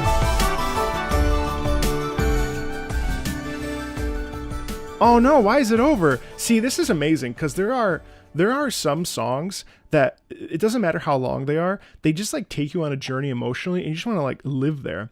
My God, if I had played this when I was younger, I would be a totally different person, I think. Like this would have ruined my life. I'm so glad that we had like 32-bit internet for a really long time and I just was not aware of MMOs. Oh gosh, that's so like this as a child would, this is the thing, because like that music is full of whimsy and it's whimsical and playful and it has a bit of a beat which is really satisfying. And then what's amazing is that if you look at this, like this is the stuff like kids' dreams are made of.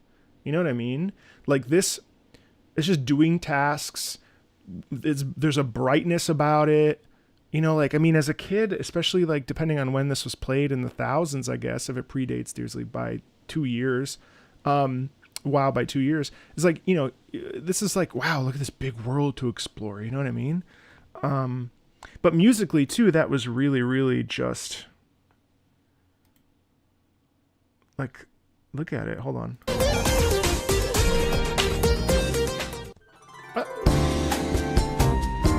Samba.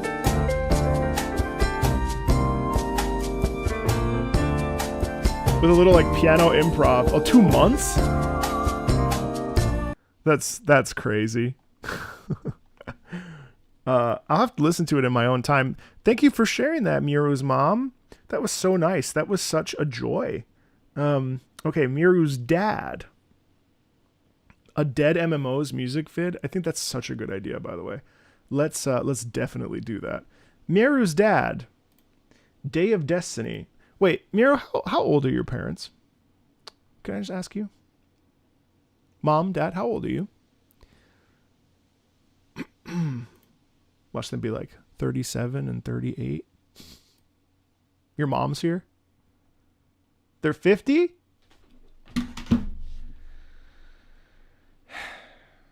That's so cool. Oh, you're 26. I was like, you gotta be 17 or something. 50? My God, that's cool parents. I'm not jealous. I have great parents. I have a great mom and I had a great dad. But like the desperation at showing my dad video game, like I remember the last thing I showed him before he got super sick was Ghost of Tsushima. And I was like, Dad, look at the field of flowers, right? And they're like, whatever, he tried to be interested, but he really wasn't. And then one time I caught my mom playing Super Mario Bros. When I was like, I think 9. And I was like, Mom, what are you doing? And if I had just shut up, I think she would have kept playing. But I shamed her accidentally. Hey, Peachy. And so she never played another video game. And so I feel like it's my fault. I wish that I mean, she watches Korean drama now and she loves China. So like, I feel like she ended up okay, but damn, she could have been a gamer if I didn't walk in on her. It was like walking in on like some affair or something. Mom, no, why did you do it? Anyway, those are really cool parents. I just had to, and thank you I thank you everybody who supports the channel, whether you're a subscriber and just watch the videos or the lives, or you donate on Patreon and stuff. But like, thank you to I've never had an entire family support the channel. So that's very, very, I don't know. That's very charming. And I just genuinely appreciate it. So this is another dead MMO, Dragon Nest, Day of Destiny. Plays when you're in Saint Heaven, the main city of the game. I found it a unique song choice, given that it is not the type of song that you would usually pick for a huge, bustling castle town filled to the brim with players, but we grew to really love it. It's just so charming. I mean, like, it's just like, let's listen. Why is that muted? Why did YouTube decide to mute that? All right, hold on.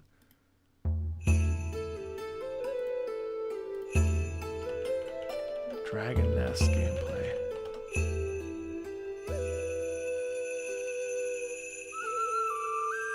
MMO Bite did a video on it 5 months ago, so it can't be too dead. Hey, what's up?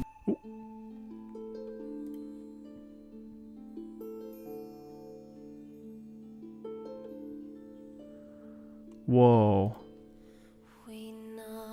This is a city theme? Shut up. Hey, Flux.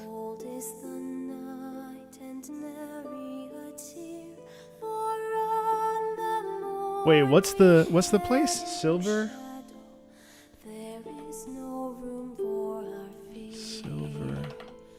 His eyes are cruel, his evil is endless. Black is his Saint Haven. soul, and ne'er will he rest till all the world lies covered in darkness, and none who'd fight him are left. Phanera, Telencia, fly straight and true, my arrow. The day of destiny comes, I'll follow the path only fate knows. Phanera, Telencia, forwards to glory. It says it's on iOS.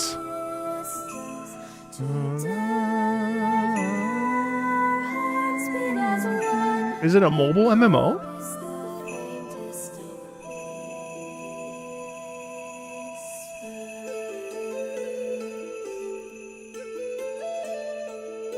Mobile horse. Well, this is all we're gonna get. Well, although this isn't silver, what's it called? Saint Haven, anyway. I love the bardic energy of this.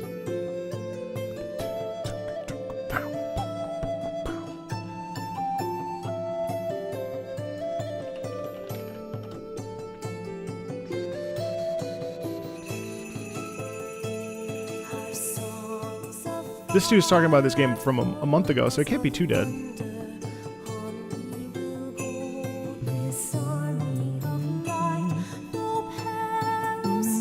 Oh, it's on Steam.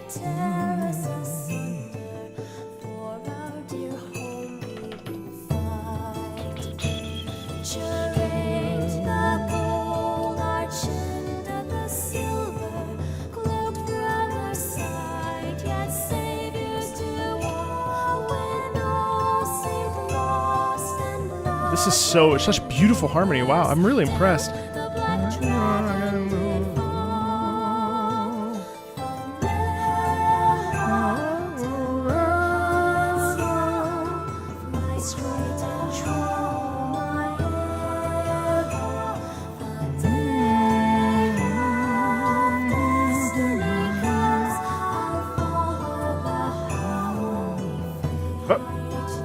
Oh, she's clothed.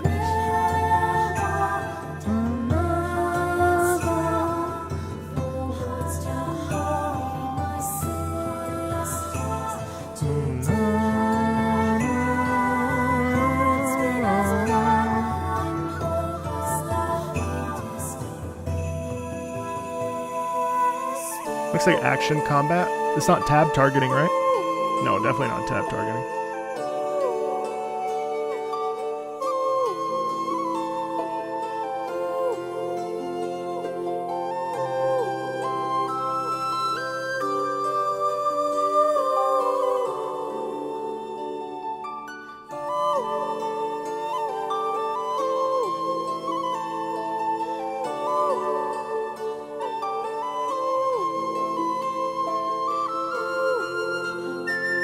Cool.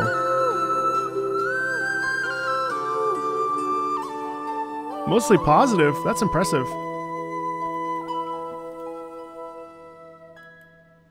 Wow. Oh. Hark, young ones, the battle yet rages. Take up your bows, there's no time for words. Go make your mark in history's pages. This is a town theme? Songs of your bravery be heard. Phanera, Telencia, fly straight and true.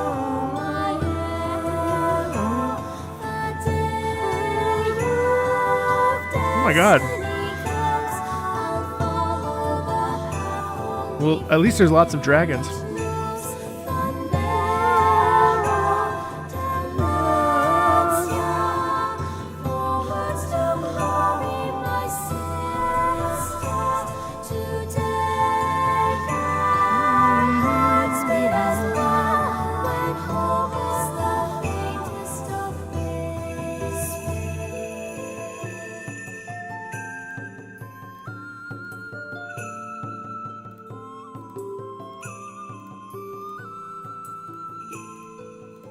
What an interesting discovery.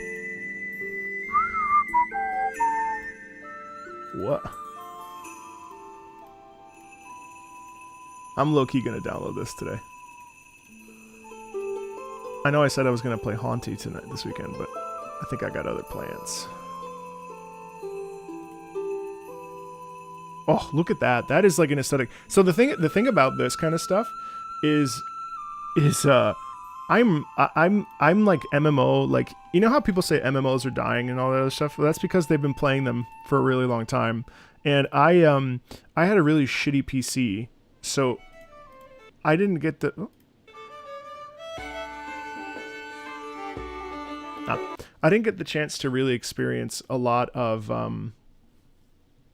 like MMOs. Like, I really wanted to play Star Wars Galaxies when it came out. I remember when it came out and I was really excited about it, and I just couldn't because of my computer at the time. You know, we were running on a really shitty ass computer. And so there's a whole bunch of like MMOs that I just wasn't privy to. And so I have this like thing in me about this. It's like a weird nostalgia for a time period that I didn't get to have. And so when I see like an MMO like this, I'm like, I'm gonna hop in there for 5 hours. You know what I mean? I'm not saying I'm gonna become obsessed with it or it's gonna become my like next home game, which I don't have. But it's just, there's something about this vibe that's just like, and the fact that like there's literally MMORPG guy. What's his name? The fact that, what's his name right here? MMO Byte is. I don't know if these are like sponsored videos. They probably are, but like point being, like, it's so wild to think that these MMOs are real. I mean, there's like so many. I don't know. Anyway, I find the only games I can commit to these days are MMOs, but then I commit to them for a period of time and then I don't.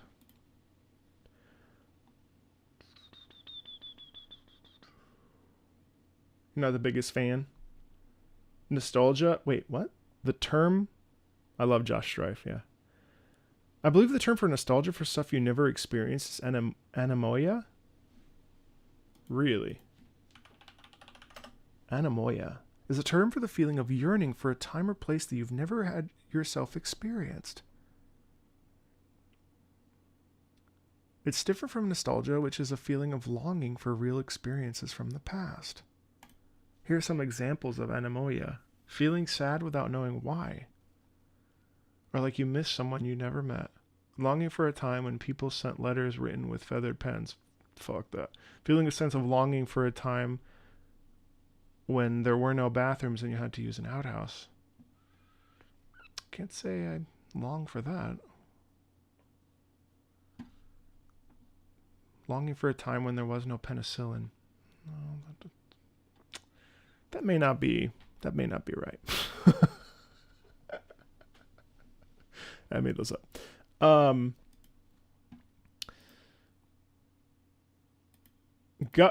God King Darius theme?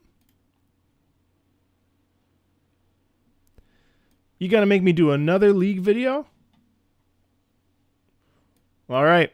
Time to film another League video during this. Oh. I did. Thank you so much, Miru. I did. Good King Darius. All right. First time patron and suggester. Hello. Saw you reacting to League music, so I figured I'd throw in this overlooked gem of the soundtrack. The violin and the vocals are incredible. This is for a skin. All right, hold on. Good King God King. Good King. God King. Oh, no. NIKKE avocado, my response to Moist Critical. Oh boy, why is that on my homepage? Stuck alone in a cave? Anxiety warning? I'm a complete and utter failure. Oh no. Russian dad at 16, they freeze without firewood. What? What is my homepage right now? Oh boy. African kid sees white guy, thinks he's a ghost. I don't watch any of this shit.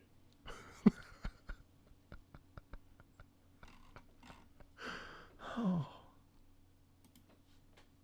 Literally nothing. Look. I'll just show you myself. Look at this. I have never watched NIKKE Avocado. One time. So that's not never. Stuck Alone in a Cave I would probably watch. Because that shit scares me. This, I've gotten this one a lot. And I've also gotten, I'm a single Japanese man who has no friends and watches Sailor Moon. That one was one I saw today. And I was like, I'm not going to watch that. Why is that here? And then I do go watch Ollie. I spent a day with Japan's most dangerous gang. Him and I did a class together. So I do watch his. His videos are awesome. But I tried to insert myself in a random friend group. That's just not the average Discord mod. Do you see this? You can't see it.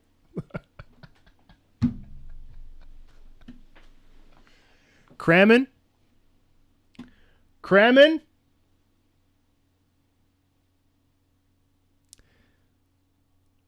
No, you're Filipino. Never mind.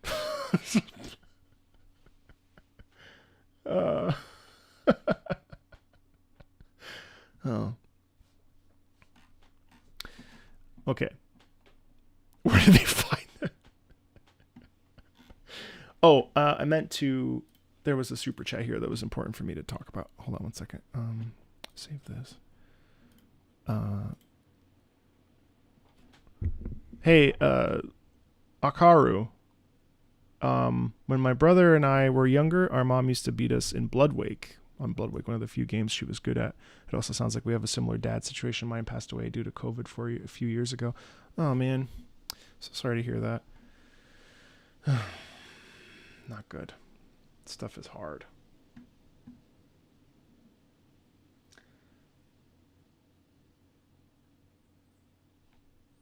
It does. You can destroy your algorithm so fast. I'm glad the message didn't end at the beat us. Here's $20. My mom used to beat us. That's not funny. Don't laugh. That's inappropriate. Good king. Oh. But thank you for that. Good King Darius. Okay. So God King. I keep calling him Good King. Darius. So Darius technically is the hand of Noxus. Okay. Darius gameplay. Darius trailer. Sorry guys, I have to do this stuff with League because I haven't done a League video in a long time. So since people are requesting them, I feel like it's disingenuous to, well, it's not disingenuous, but it would be a false reaction. And the whole premise around that video, which is why I don't do them as frequently, is because I have to guess the character based on the music. And if I see this stuff beforehand, it kind of like kills the whole thing, you know. Good king, word of a battle on the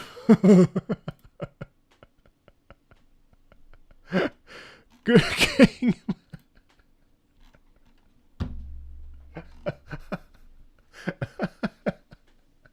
Good king, once a swindom do, some do she dum de da. Okay. So this is what time this is. What time this is. this is.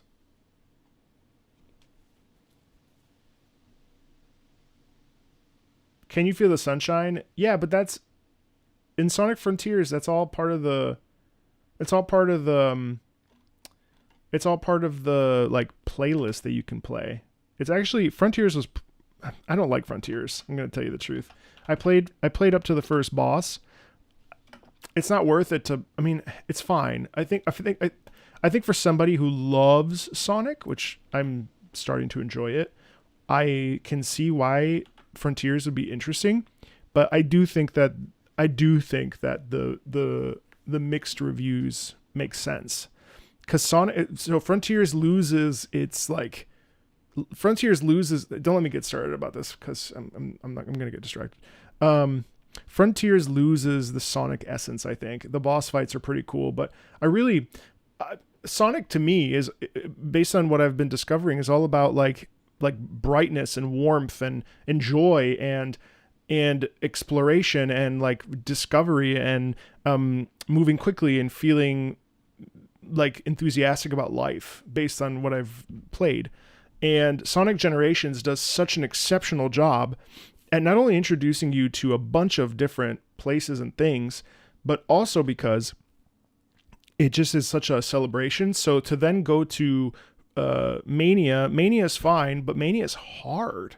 It's interesting. So I haven't found, I think I really like Generations the most because Generations embraces a modern approach to Sonic gameplay, but then also pays homage to Sonic gameplay. Like, it's interesting. It has a little bit of both.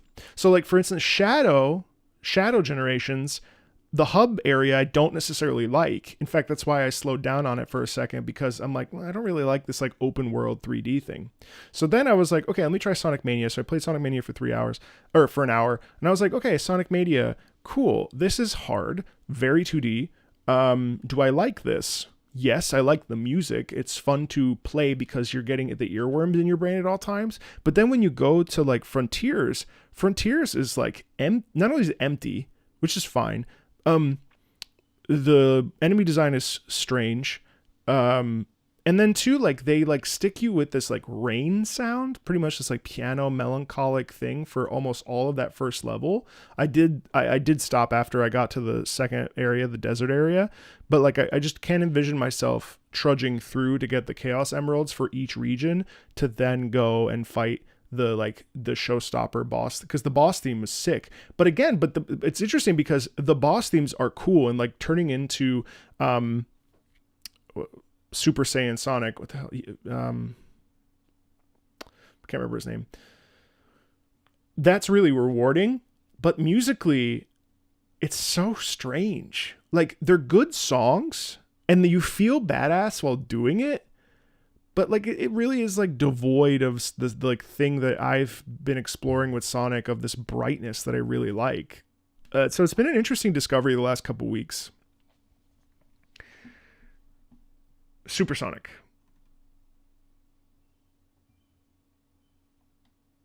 So,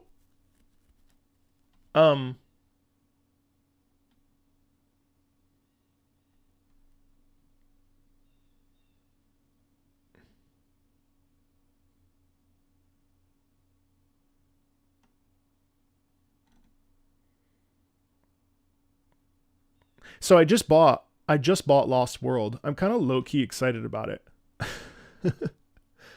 Remuria video is going to come. I have it. Let's do it tomorrow. I didn't like the EDM of the cyberspace levels was strange. It just didn't feel good. The first one was good. But then you get to the level where you're doing Green Hill Zone, and I would have been really interested with like I would have been interested in a EDM version of Green Hill Zone, right? But it just didn't land. Pumpkin Hill, no. So I want to do that on the next Sonic video, because I was like, Pumpkin Hill, what the hell is that? So I actually I'm gonna play. So I'm actually low key excited. So here's what I picked up yesterday. They're on sale right now. I haven't been playing Void Stranger. I need to watch the gameplay of that. So I picked up Sonic Colors. I'm really excited about Sonic Colors, actually, like really excited about Sonic Colors. I think it's going to end up, I don't want to speak too soon, but I actually think that Sonic Colors with the Rainbow mod is probably going to be my favorite Sonic. I have a hunch. I have like a really like significant hunch that Sonic Colors and Sonic Unleashed are going to be my favorite Sonics. I just have a feeling. I'm not positive though about front. Then I got Sonic Origins because I want to go all the way back. I'm really curious about Origins. Forces, I know that like Forces is very like divisive, but I really want to see what the issue was. I'm really intrigued by Forces. And then I know that Lost World is weird and it basically follows like a Super Mario structure, but I really want to see what's going on here because it looks so different from everything I've seen so far. And yeah, Sonic Adventure, I don't think I'm going to play that just because it's a little bit too dated. I think Lost World is also going to be dated, but Romancing Saga 2 is great. It feels a little bit like a slightly less involved Metaphor, if that makes sense. Metaphor is really like, they have similar systems, but there's a lot of things in Romancing Saga that I like. It's basically a mechanics game, if that makes sense. Like it's all about like picking your characters to go with, and enemies have weaknesses that you have to find, so on and so forth. But yeah, it's been fun.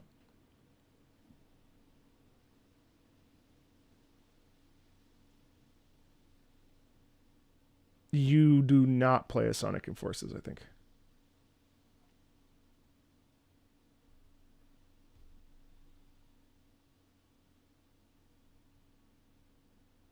The game is beatable in 2 hours. Uh-oh. All right. Anyway, sorry, I got distracted by the Sonic conversation, but just some thoughts.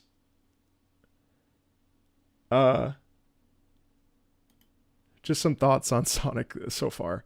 Okay, let me quickly listen to God King Darius. So also, just for the record, we're good on time. We're doing really well today. 1, 2, 3, 4, 5, 6, 7, 8, 9. And we will go into 10, 11, 12, 13, 14, 15. I'm hoping to do 15 more today. But that said, the first 3 are Turandot tiers, so those will be another more analyzation. Oh wait, Sonic R.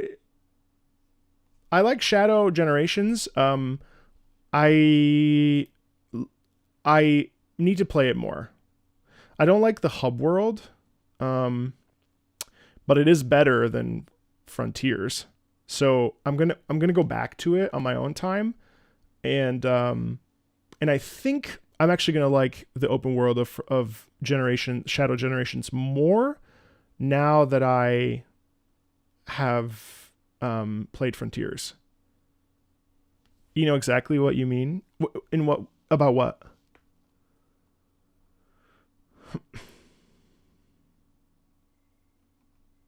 Sonic R. Sonic R. Is that the one with Can You Feel the Sunshine, right? Sonic Team Sonic Racing? That's not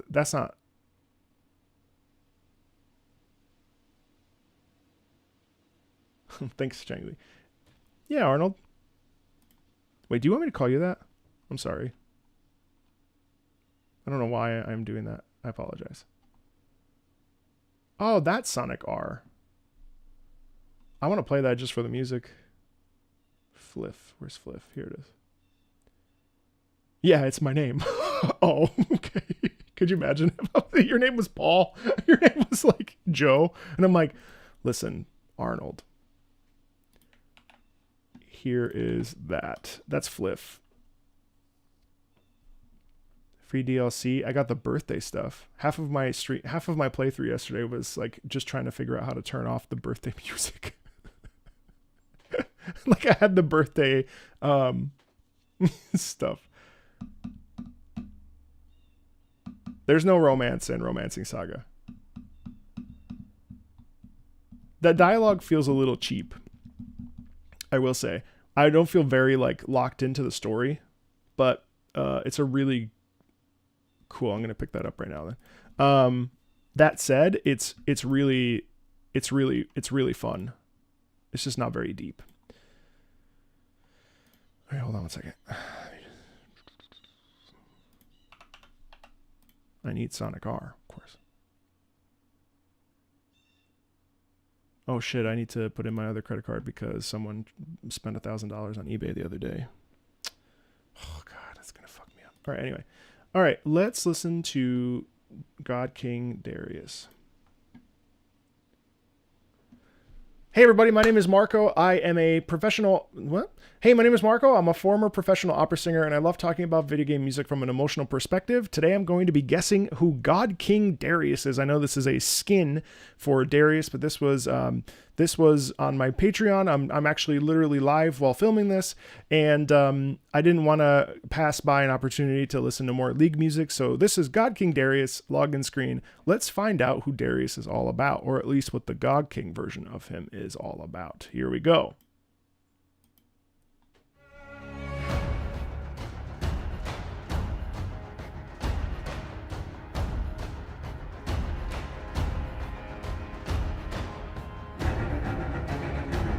Nice.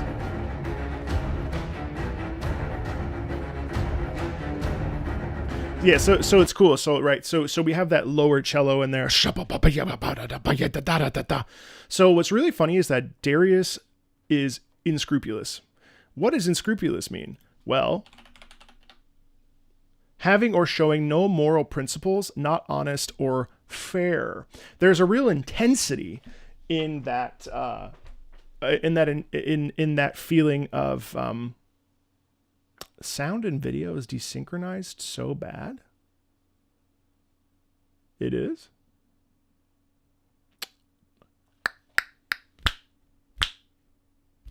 No.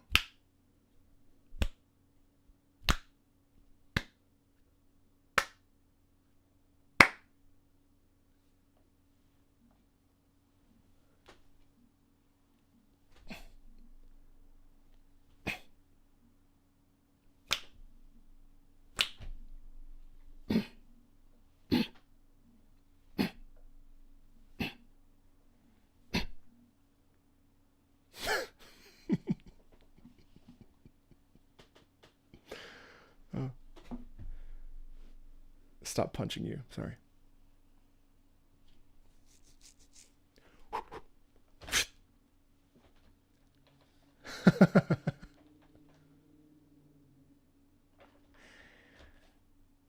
The fuck was I saying? Darius. Nathan, don't put that in. Darius, I was smacking the chat. Combo breaker. All right, sorry. Let me lock. This is why I don't do this live, okay?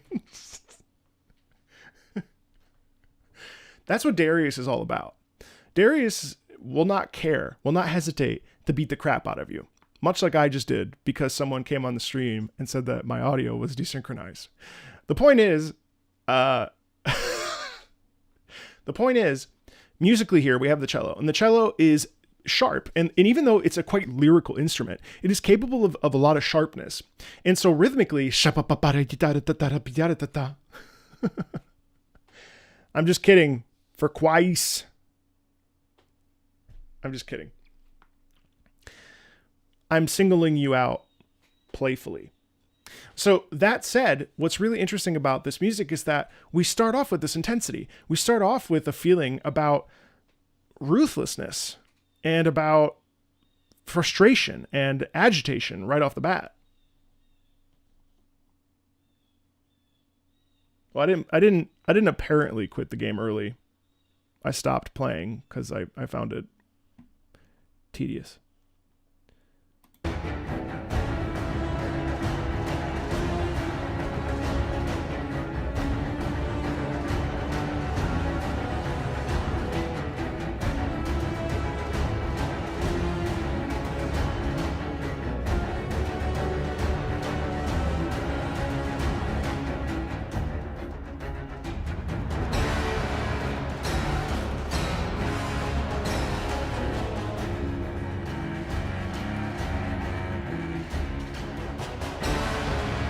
Yeah.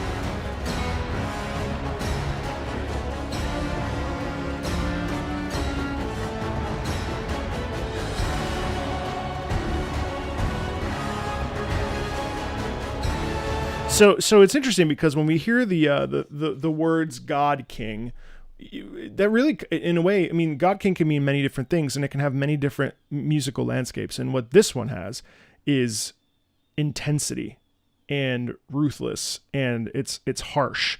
And even though there's a lot of doubling in here with the chorus and with the there's actually really interesting, if you can listen, there's actually some in the piano as well. And so what's fun about this is that we hear the soundscape of someone massive, and we hear supporters, followers, loyal subjects, and so on and so forth. And it's really cool how we really get the sense of strength in this. Brada, brada, dun, dun, dun, dun, dun, dun, dun, right?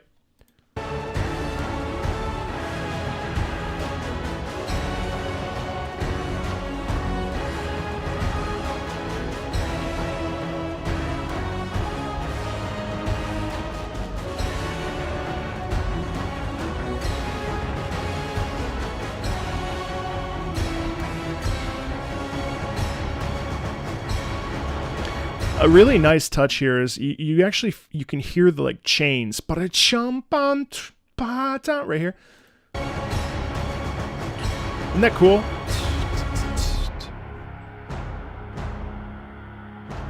And then we pull back, and that's really interesting because here it feels like we're looking at an enemy face to face, and we're saying da da da bo bum bum bum bum bum bum bum. It feels like we're squaring up.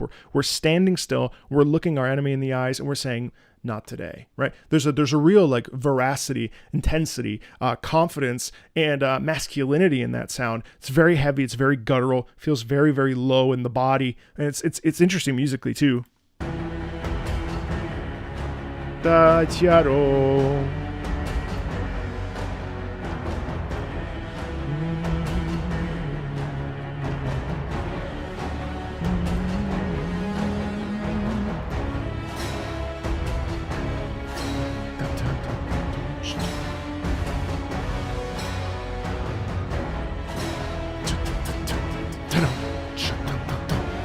It shifted rhythm slightly.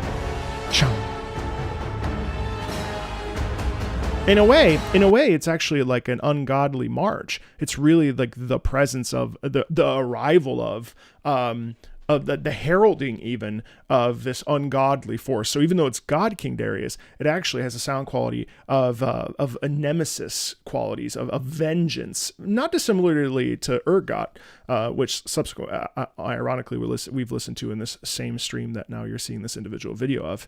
And so it's interesting how urgott and God King Darius have similar sound tropes, and that's something really important to pay attention to and to listen to when you're listening to any music, not necessarily League of Legends music, but tropes are everywhere. And so this very much feels like big man, angry man. The chorus represents followers. There's almost a feeling of like poise, really high posture. It's really interesting how music can dictate to us characterization, you know?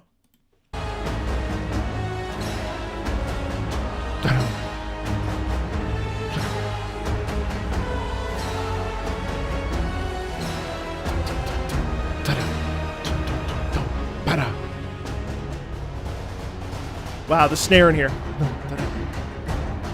We pick up a tempo. It's like springing into action.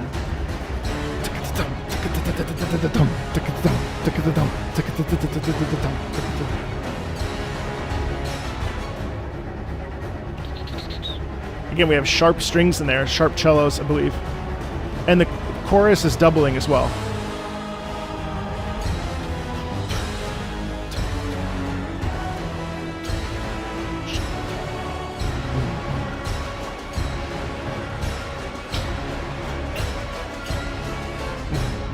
Also really like how we get that really big heavy beat. Shum bum bim bum. And that again is such a reminder of size and callousness and anger, I guess. Let's check out the Darius Fear trailer.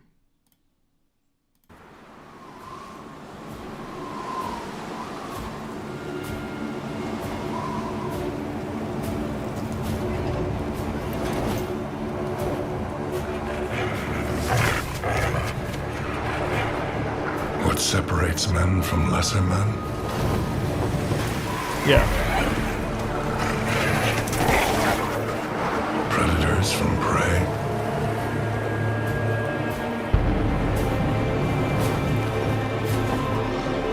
Fear.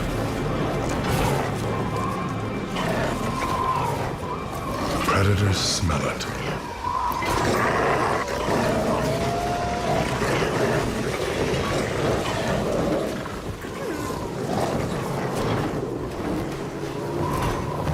And walk away when they don't.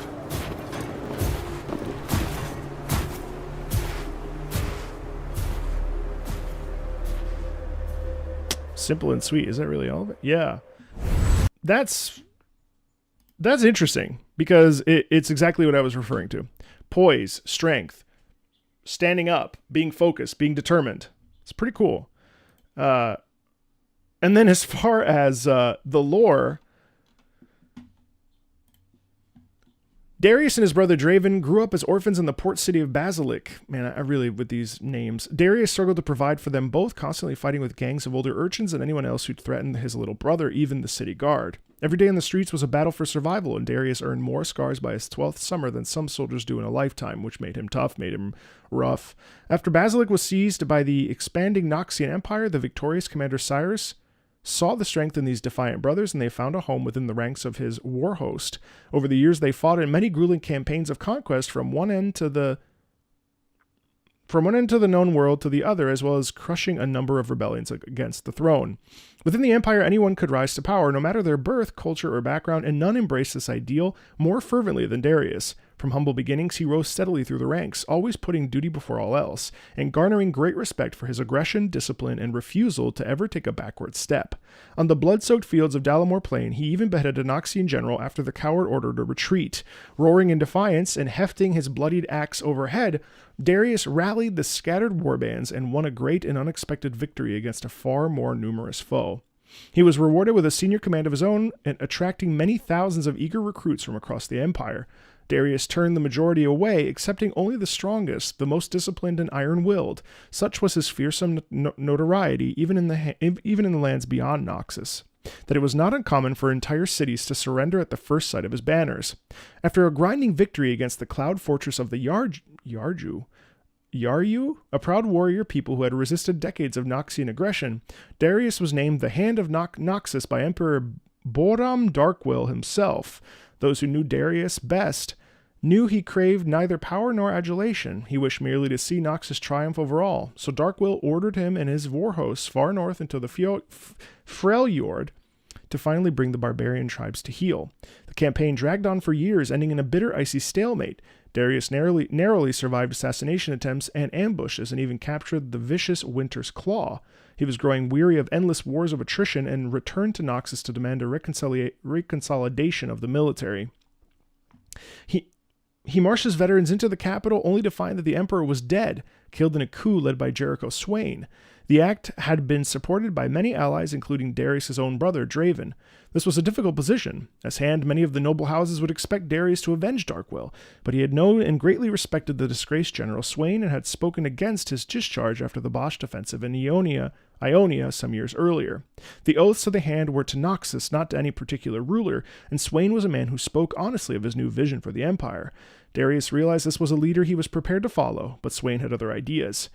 With the establishment of the Treferics, 3 individuals would rule Noxus together, each embodying one principle of strength: vision, might, and guile.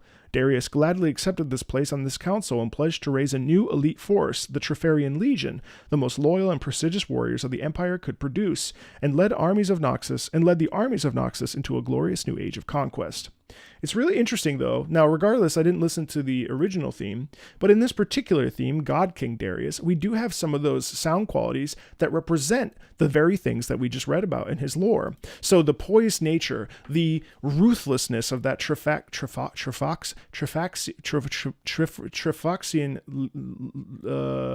that thing.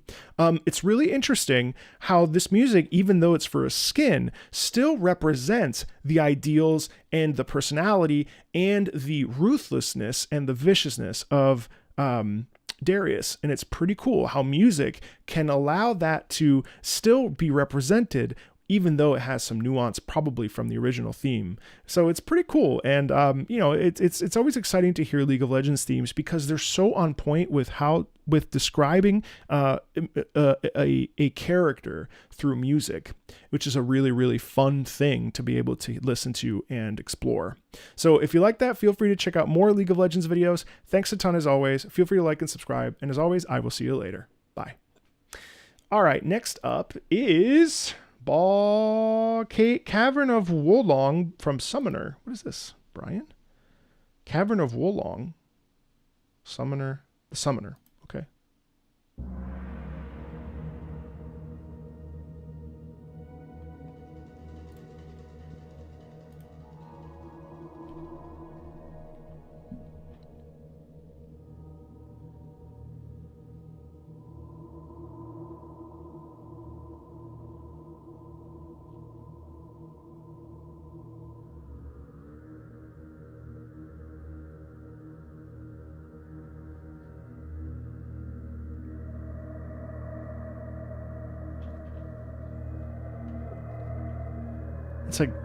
It's like seeing something new.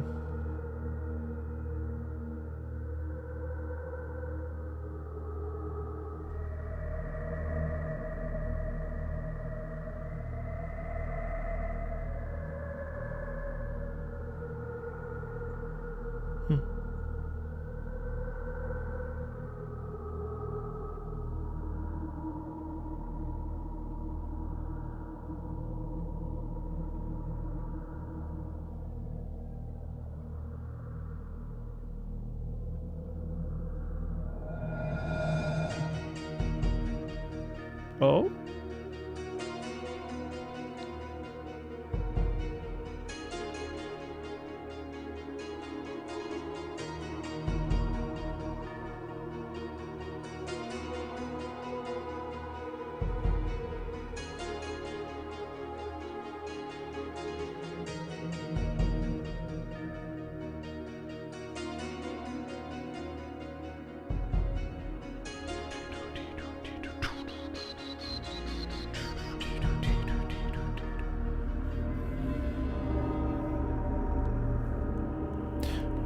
It's so like nefarious, isn't it?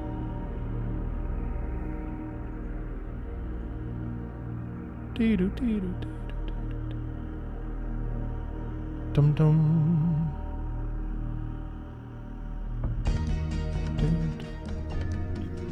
Huh.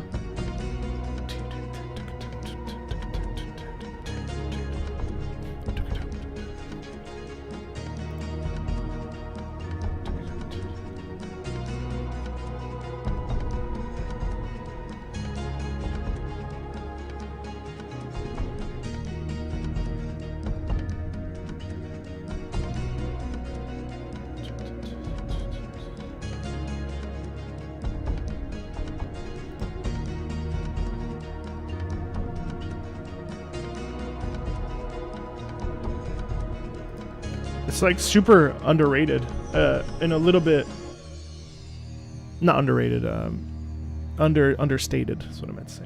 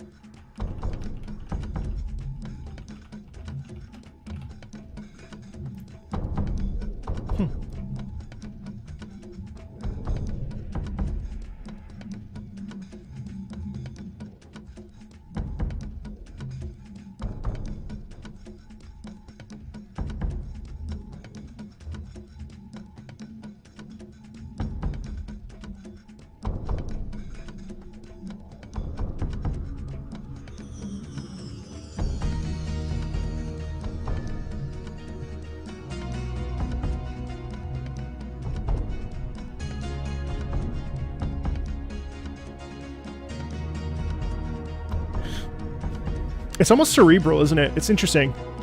Musically, it's almost like it makes you think. It's perplexing.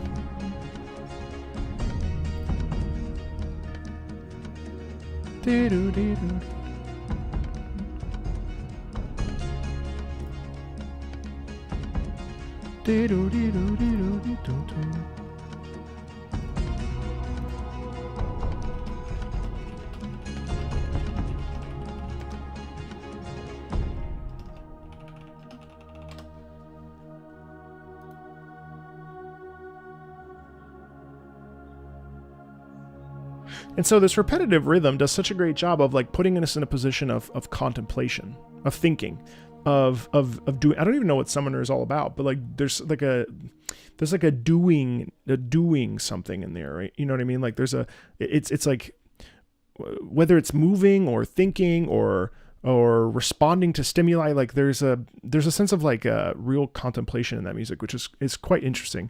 Okay.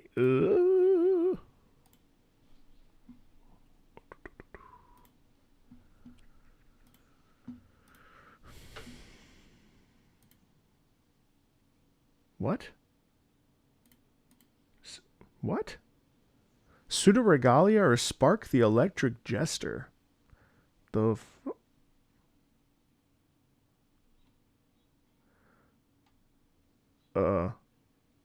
guess I'll do Spark the Electric Jester. Megaraph Fleet.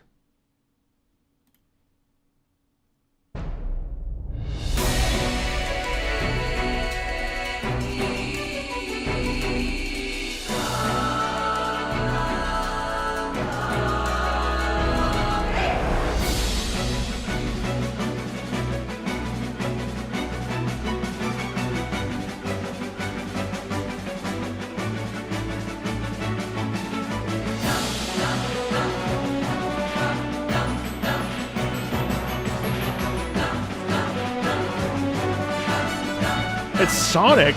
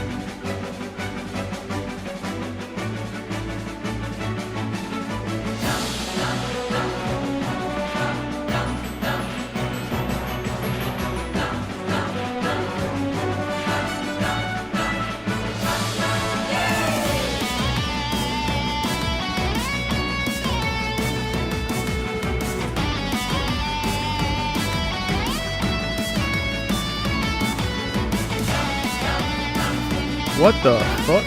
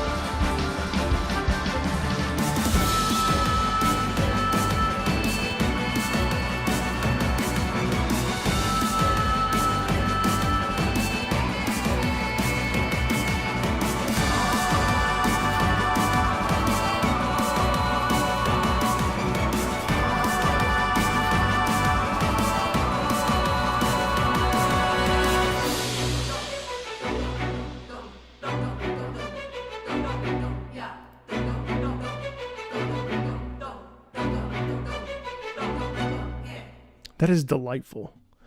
I mean, is it a blatant ripoff of Sonic? It feels like it. It's like, yeah, you're right. Like a mix of Sonic and Mega Man. But like what I just watched, like I felt like you can go really fast. That's really good. And really nice music. I thought the electric guitar just ripped. It's so wonderfully mixed in with that nice vocals. It felt gentle on the ears, rather than being like on its head. It's called a clone. That's true. It's more of a clone. Sonic Mega Man clone. I really want to play this. That seems really fun, actually. I don't have time, but I so badly want to play that. Enigma of Fear. I'm back with Brazilian stuff. Trailer of an upcoming Brazilian survival horror game, Enigma of Fear. Let's do it.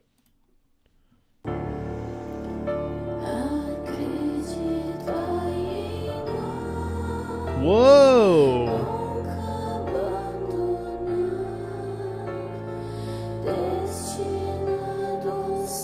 I'm into this art style so much. 2D, 3D.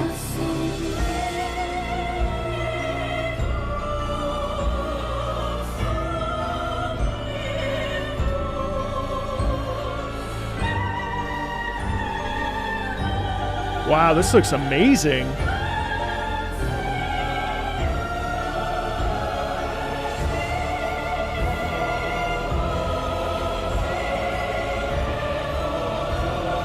Farewell. 11/28. That's later this month.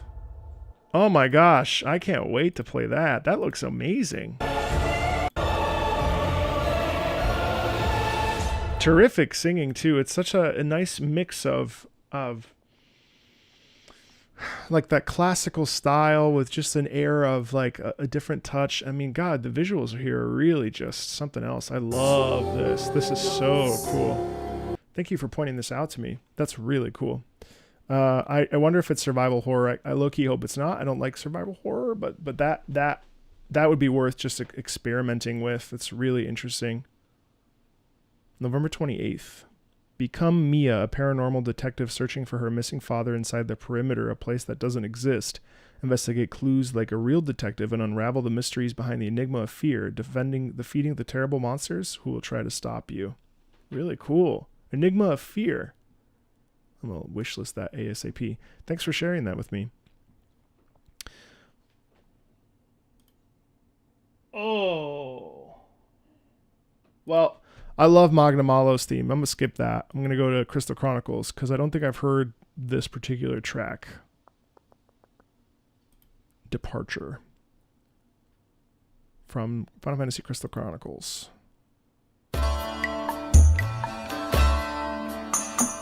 Nice.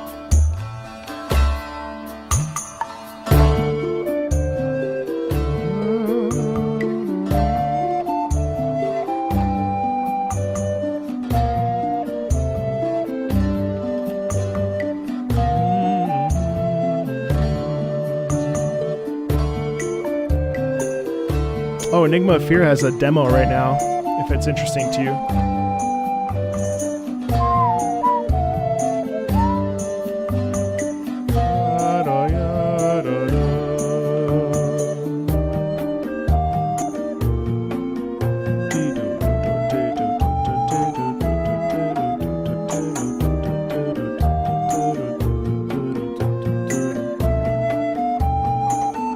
I want to look at gameplay of this.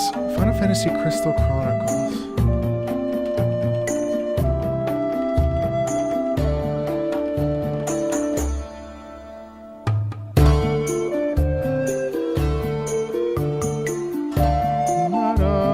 Is this on PC? No, I don't think so.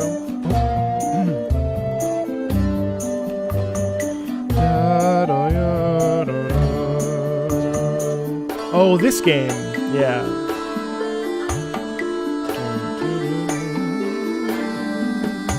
Whoa, is that a Moogle?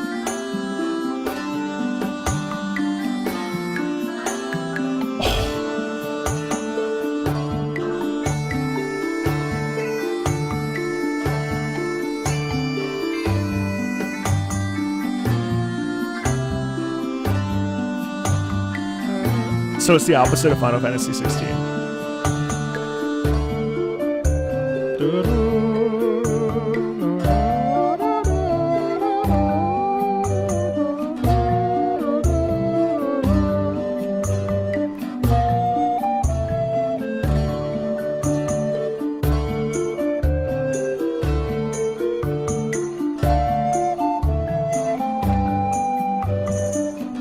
Yeah, they look Final Fantasy 9 coded, don't they? Yeah, that guy especially. Wait, this is from Final Fantasy 9. This thing? This is the thing in the leafetry, or in the what's it called?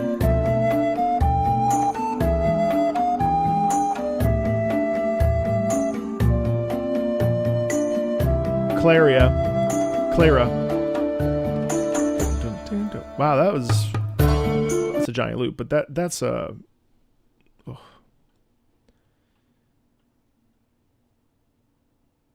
the demo. Yeah, I just grabbed the demo. Thank you, Manuel. I'm gonna hop onto that.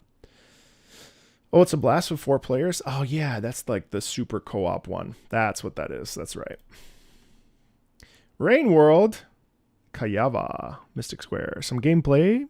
I've fallen in love with this game. What? It's not a Toho song? You think I only know one game? Shame on your assumptions, Music Man. Anyway, this is a great Metroidvania. I never assumed anything, actually. You assumed. And you know what assumptions do. Do you?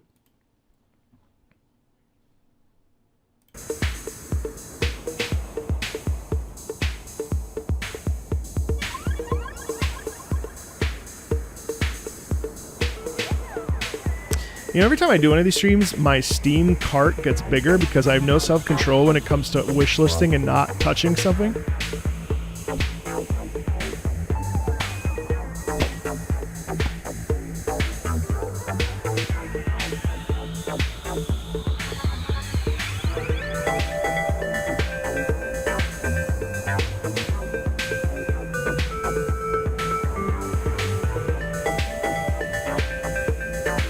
Wow, this is like stressing me out to look at. What is going on here?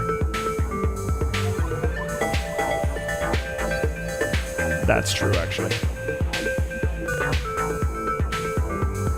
Lord knows I need write-offs since everything's at $10.99. What is happening? Is that...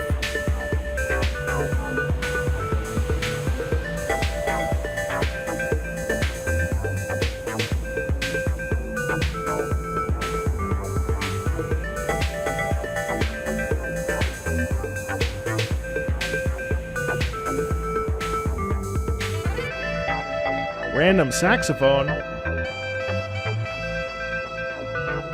So you're just supposed to avoid everybody?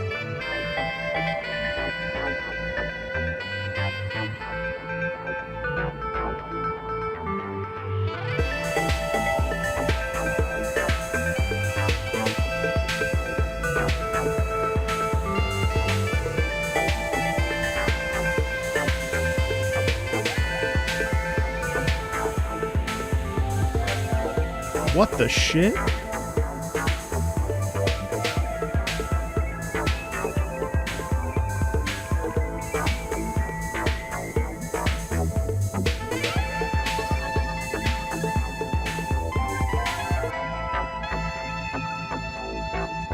Oh.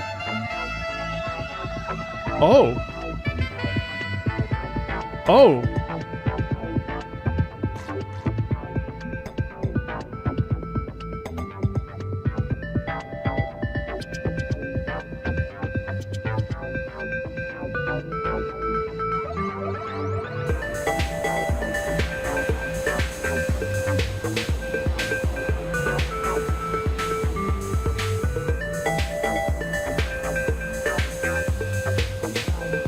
Yeah, this is such a this is a bot. So your goal is to survive. Your goal is just to survive, navigate through the environment, get to the other side.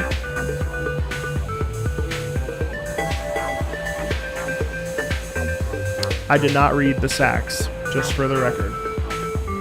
Shit, maybe I want to try this now too. I didn't realize it was like that. What?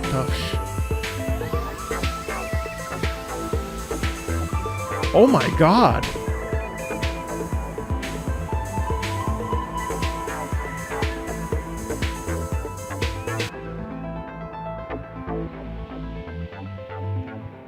Well, like what it feels like is like when you play like Red Dead or GTA and the cops chase other people, not just you.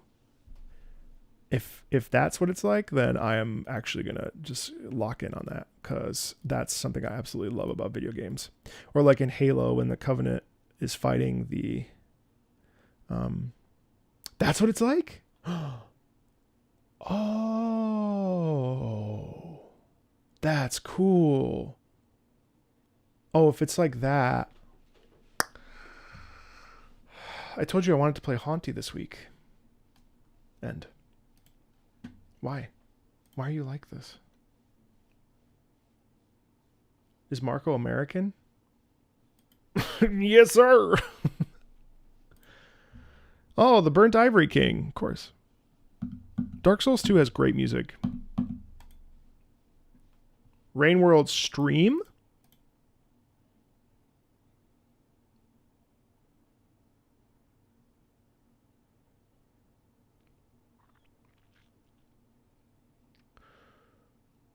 How bad would that be, though? How bad would that be? How bad would chat be? Not you. You're good. What would that be like? I feel like it might be pretty bad. I feel like that would be really bad. In theory, an advisor to show you the ropes. Wouldn't it be fun to just go in and just fuck around and just suck at it?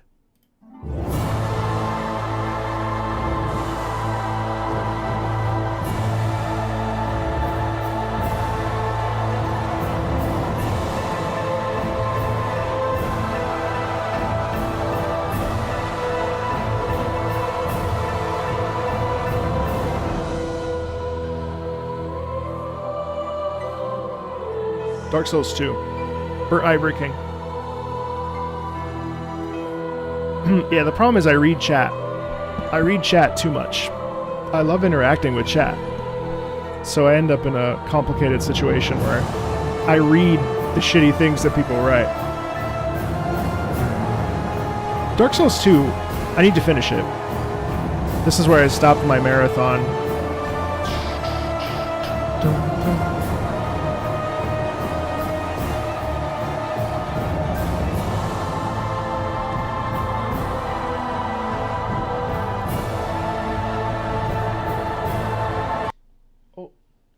What just happened? Marco loves and hates chat. No, I love chat. I love chat. I don't have a job without chat. Dun, dun, dun.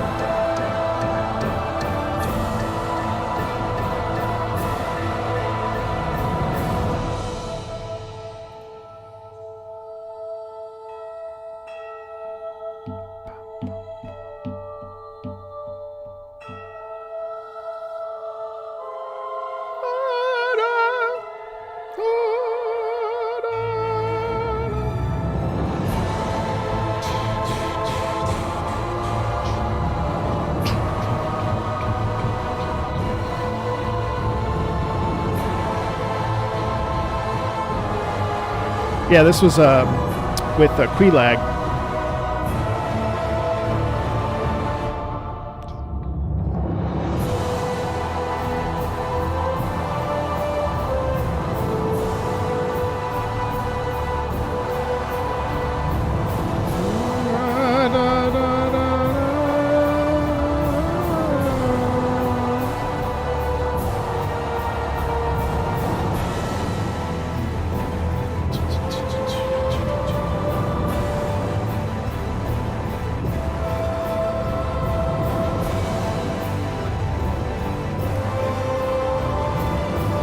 Burnt Ivory King in the where the sides are of lava and he goes through the He goes through the gate and he comes out the gate and he like is transformed. I think this is a loop here. Yeah, well, it's almost over, but I forget what the children represent, but it's obviously a song of betrayal and loss. Really, it's a good song. Oh yeah, it's a gank fest. Yeah, because the soldiers are attacking you and you have to deflect against them. Okay.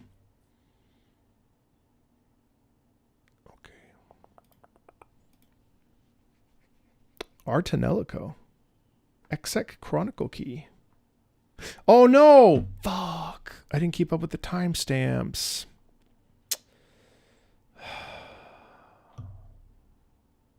Got distracted by God King Darius. Damn it.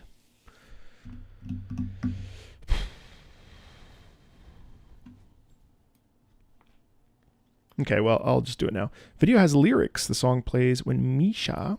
Fun fact, Misha was the name of my cat, which means kitten in Italian. Makes the decision to fulfill the duty that she had been running away from all her life in order to protect her loved ones. The duty being to perpetually sing this song to keep the main antagonist sealed away. Perpetually singing? Oof.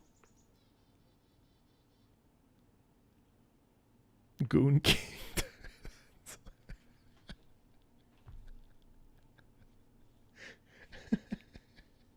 The word gooner was not a word that I wanted to know. It was not a word that existed before I started a career on the internet. And it really didn't exist until 2024 for me. And then I discovered what gooning was. And I hate the internet for it. What does it mean? Your mother's here. I'm not going to share that with you. Three.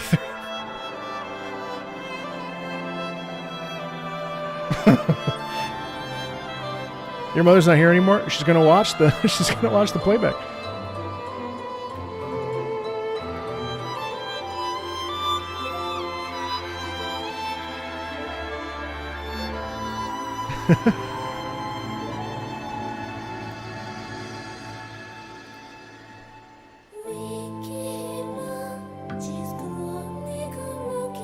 Wow, so this has a real church element to it.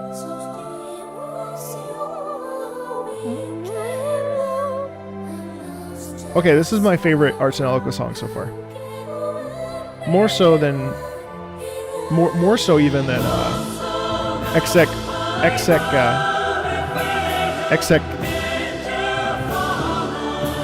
Flip Arphage.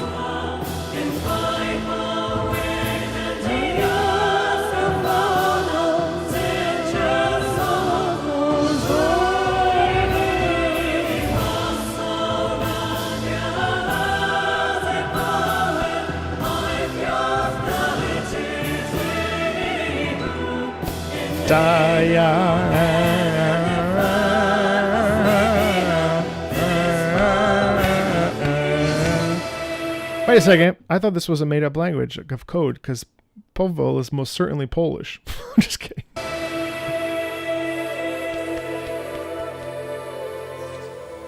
always wanted to make that joke. No, I haven't.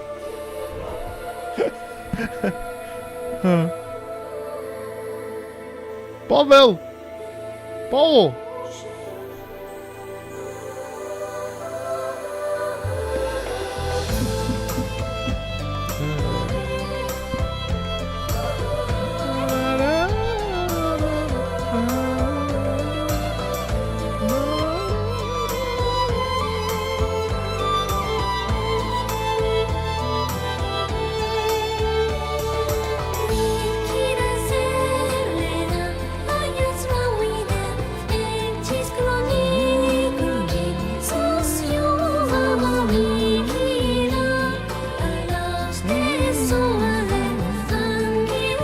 Tonelico.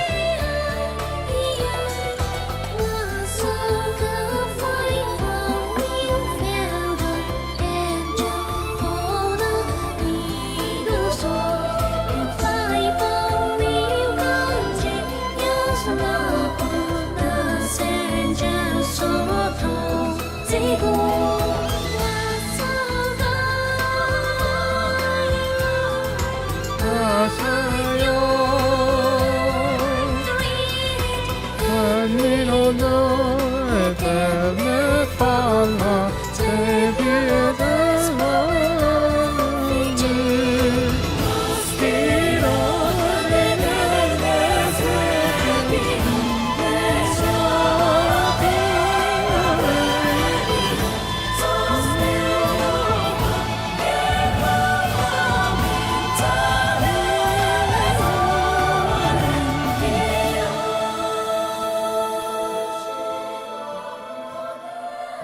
Has some really nice call and response throughout that piece, but then also too, it's really nice because so much of it's in unison, which makes it a lot more palatable on the ear. It's probably the easiest to comprehend piece. It's definitely the most digestible of the Tonelico songs that I've listened to, actually, and I've listened to maybe about 7 to 10.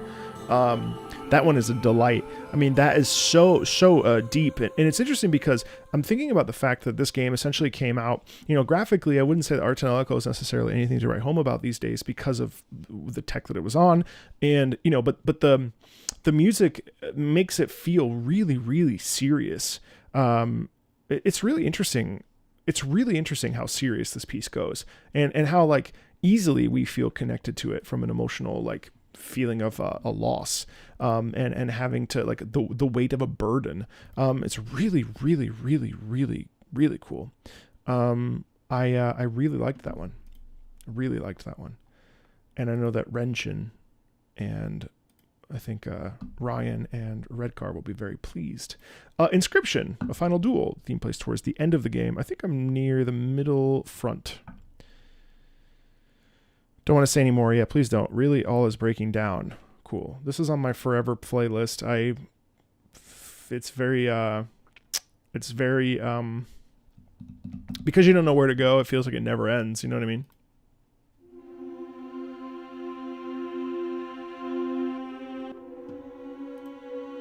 Oh boy. Swelling.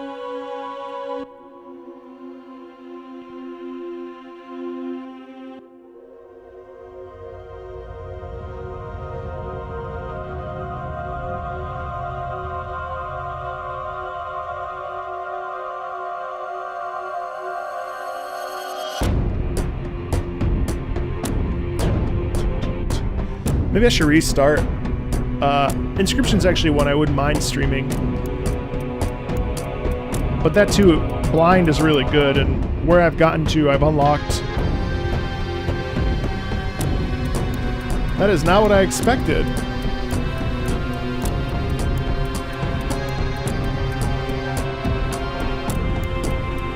Ta-da. Wow, that's...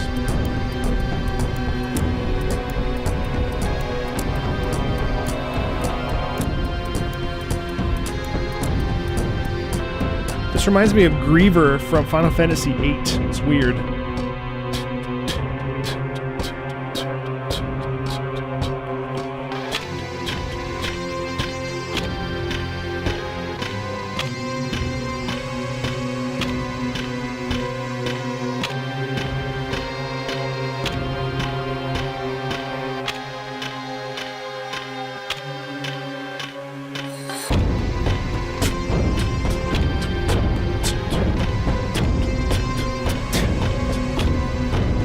Terrific rhythm.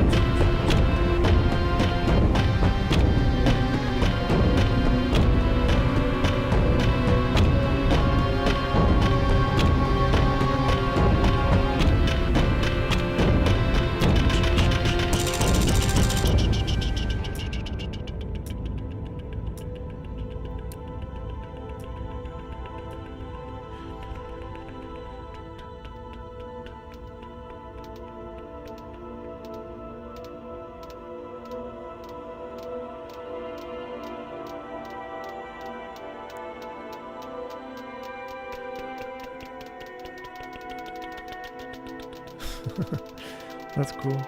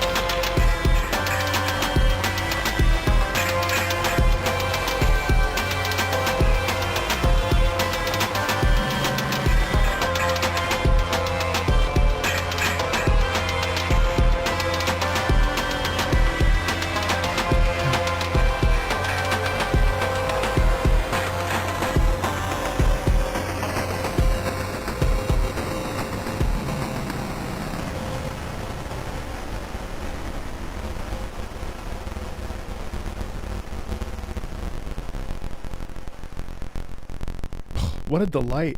What a delight. What an absolute delight. It was so distorted. I mean, it was a delight.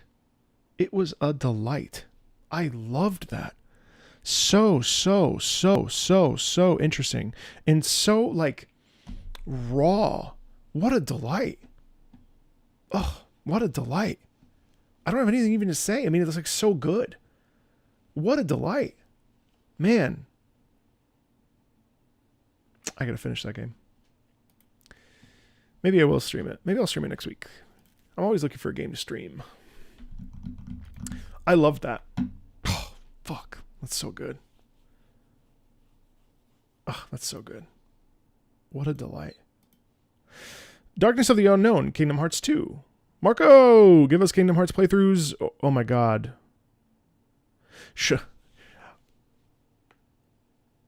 Kingdom Hearts playthroughs, that would take like 6 months.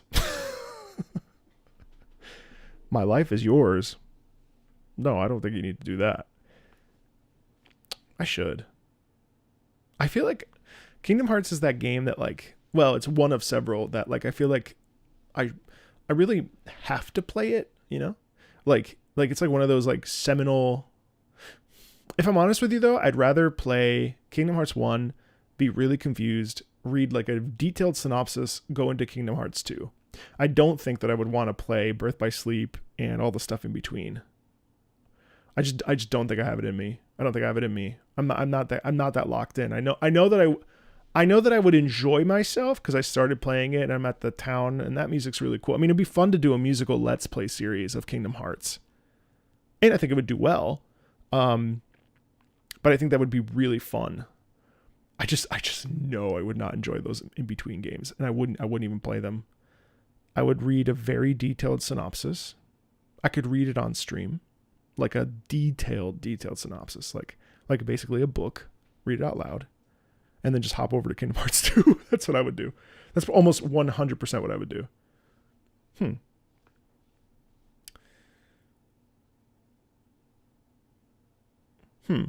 Okay. Well, I'm thinking now. Because I feel like I really need to. I feel like I must. I feel like as a game lover, by not playing through Kingdom Hearts, I'm doing myself some sort of disservice to my gamer soul. Because I know it's important.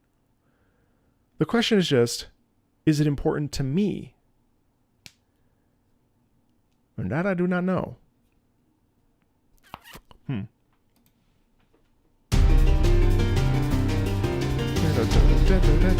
I know the music's good.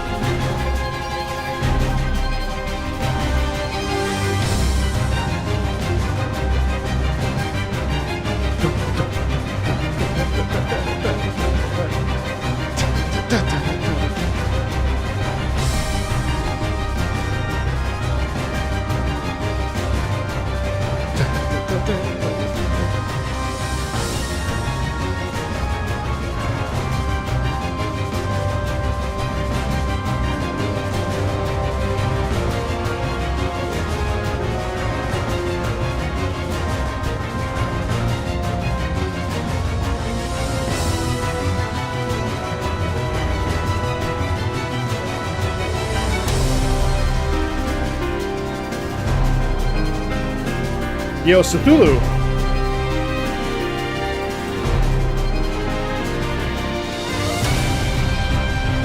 Ah! Shut up.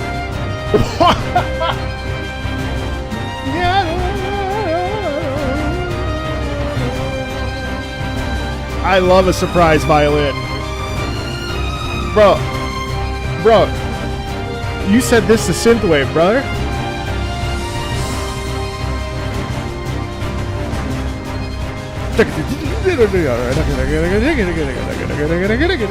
I mean, I want a little bit more of a melody. It's very rhythmic.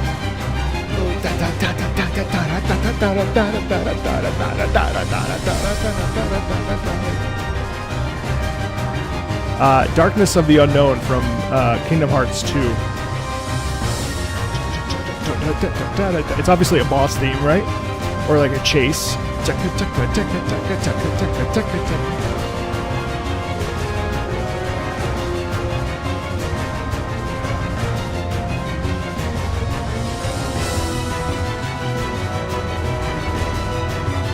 Oh, final boss. Down theme. Could you imagine? I know it's a loop, but just for a second more.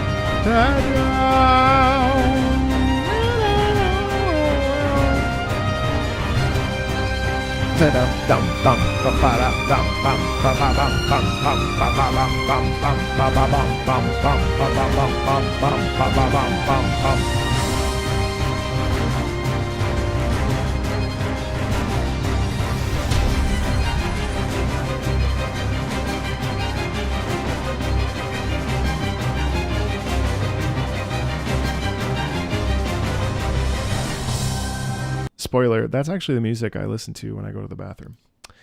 Really good. Ooh, grim. Okay, well, I'll consider your request. Give us a Kingdom Hearts playthrough or OST marathons and my life is yours. I'm going to consider your request. Dark Souls 3, alternate main theme. Buzzer beater. Here's an alternate main theme for Dark Souls 3? You prefer this one? What do you listen to while in the bathroom? That I just told you.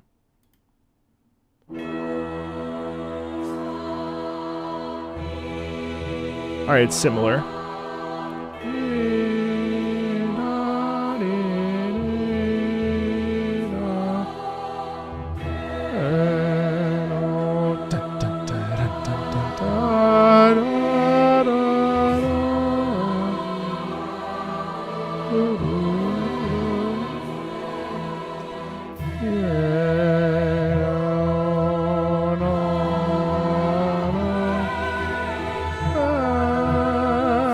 Have you heard this one, Cthulhu?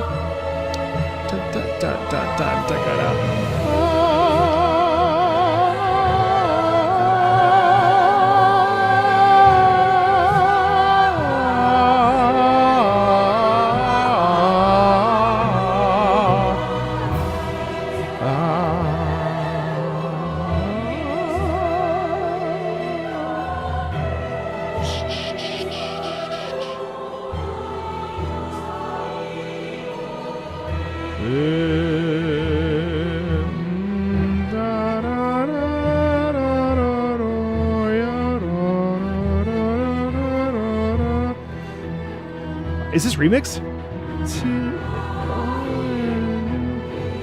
Oh yeah, there it is.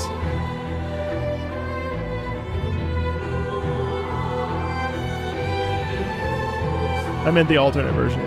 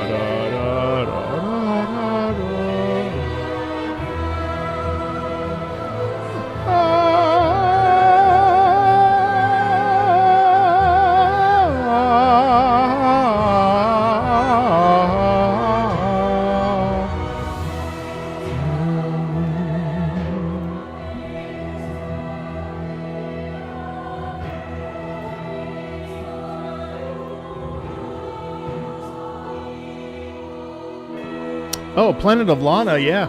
I played a little bit of that one, and Key, who's a Patreon, has dropped quite a bit of Planet of Lana, at least 2 tracks, I think. Not quite a bit then, 2 tracks, not quite a bit, but it's really beautiful indie music. I actually love that. And speaking of indie music, Dark Souls 3 here, unreleased. Wow, it's so interesting because you like that transition. It's ever so slightly shifted. The middle section. All the key points are there. The original is much more pointed, I would say. Much more rhythmic. That one had that middle section, which was a lot more legato. Actually, I know that you said Simra, that you preferred, the male chorus is gone. That's right. I like that the male chorus is punchier. But this one's nice too because it has the legato of the strings. It really comes out, so it actually has more of a feminine sound. It's more innocent. I think that when the men come in, there's a lot more of a emphasis. There's more emphatic soundscape to that. I mean, both are amazing. And Yuka here, I gotta email her again. I gotta see if she can come on the channel. I don't think she'll say yes, but I could email her. It's really nice. Okay, is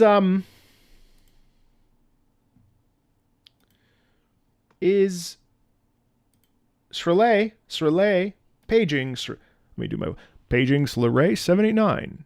Paging Srelay 789. Please come to the YouTube chat room. Srelay 789. Please come to the YouTube chat room.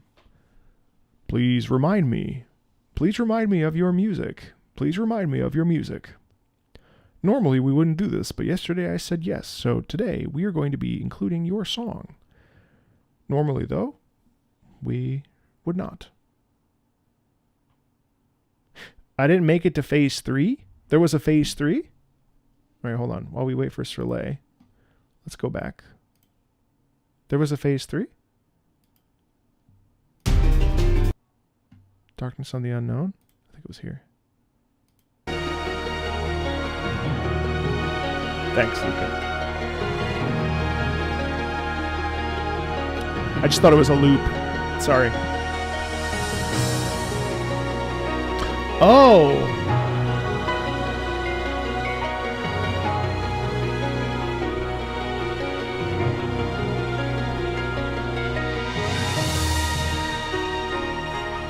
Ah, it slows down. That's... Huh. It slows down.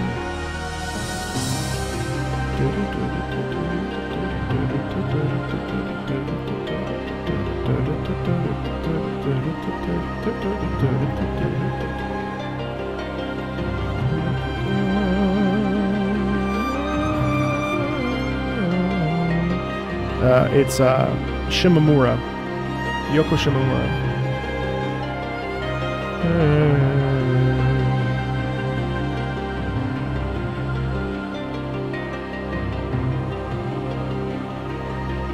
I see, so it slows down and it lowers in its intensity. No, not really. Well, kind of.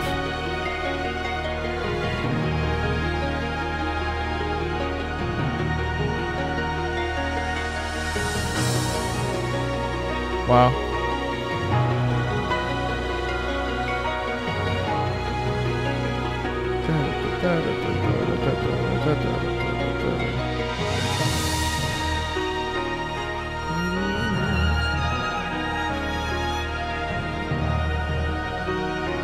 Yeah, she does live a live, yeah. Wow, that's really pretty. So we still have the movement, but it feels like a little bit more sparse, doesn't it?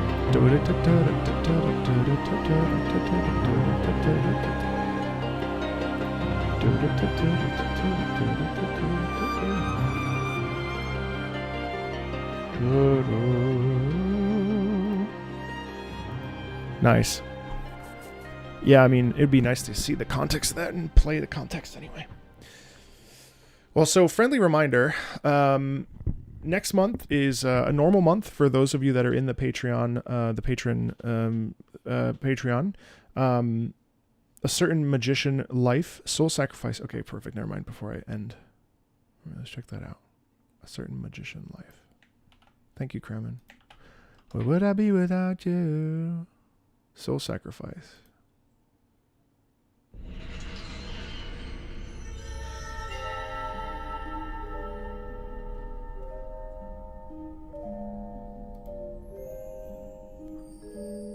Where would I be without you?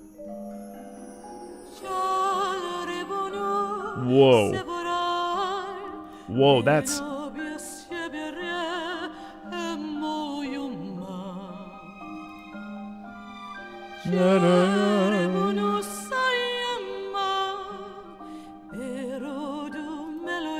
Man, that's some Clash. What language is this? Oh, Mitsuda. Oh my god. Yasunori Mitsuda.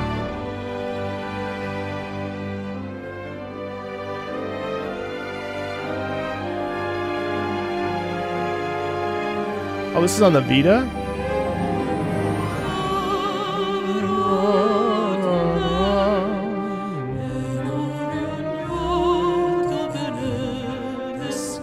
Wow, that's like a fucked up waltz.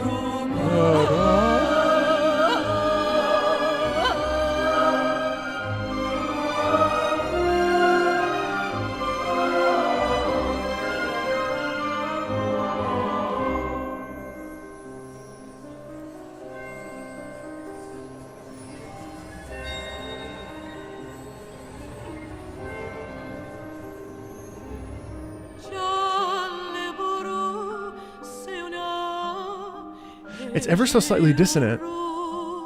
It is dissonant. It's flat. It's flat, but I don't know if it's flat on purpose. It must be just slightly dissonant.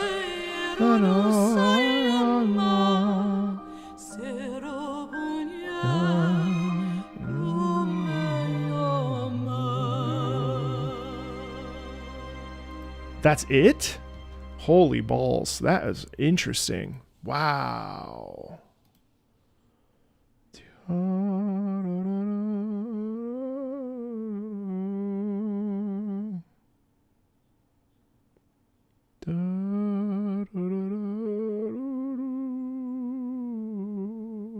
Wow. That's cool. Holy meatballs. So a friendly reminder, next Friday we will pick up with November. A couple things to note. We have had a price change with the Patreon. It was a struggle to decide, but I think it's a right decision. So do note that won't go into effect until December 1st. Well, it's gone into effect. Things will shift by December 1st. So those of you that are on Patreon, you're free to decide what to do with your own financial life, by all means. So that goes into effect December 1st. So this month is still the same. I will say you have until the 7th. So today's the 1st. So until the 7th to put in the songs that you would like to have us listen to throughout the rest of November. The only thing to note is that obviously for those of us that are in the United States, the 29th is the day after Thanksgiving is a Friday, which is a Black Friday. I may or may not be taking I'll probably take those 4 days off. So Wednesday through Monday of that week. I'm assuming you will be doing the same. So I don't expect to see you on a stream. I wish you well in advance. Happy Thanksgiving. I think that's the only thing that we need to talk about. It was a difficult decision, but I think it makes the most sense. I really do try to make these Patreon live streams meaningful for subscribers and patrons alike. It's important to me that we gather and listen to music. It's a lot of work. It's a lot of time on my ears. And also I do try to make sure that every track is listened to and talked about at least a little bit. Nothing is worse than just someone being like, oh, cool. That's cool. I don't want to do that to you. So, so a lot of what I do on the Patreon is not pre-recorded. I do thank you for your patience today as I navigated through those 2 League of Legends tracks. I know that those deviated from the standard course, but I also like for those channels, for those videos that I feature on the channel, I felt like it would be a wise thing to do since they were already here.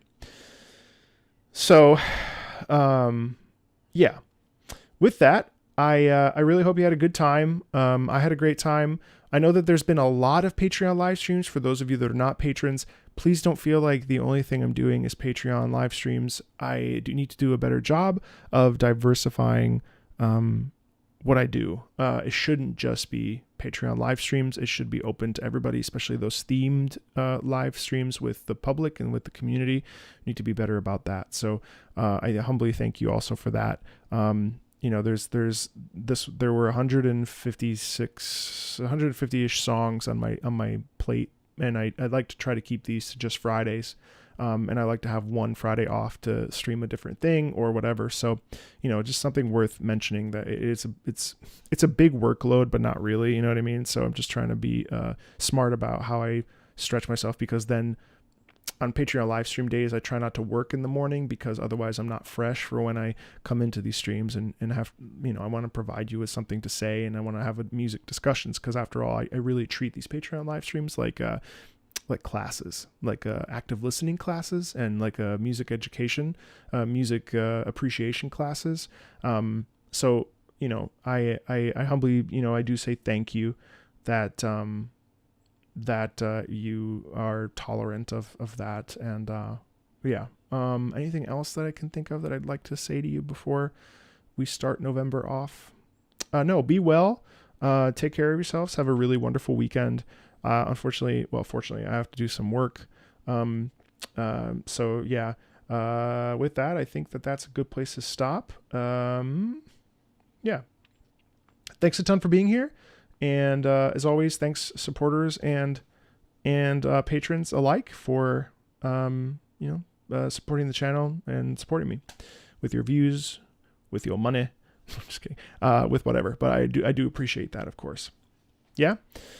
Thanks a ton, everybody. We will see you next week for some streams. It may be Inscription. It may very well be Inscription. I will let you know. You'll see the date. If not, definitely Friday for another one of these streams. Okay? See you, everybody. Thank you.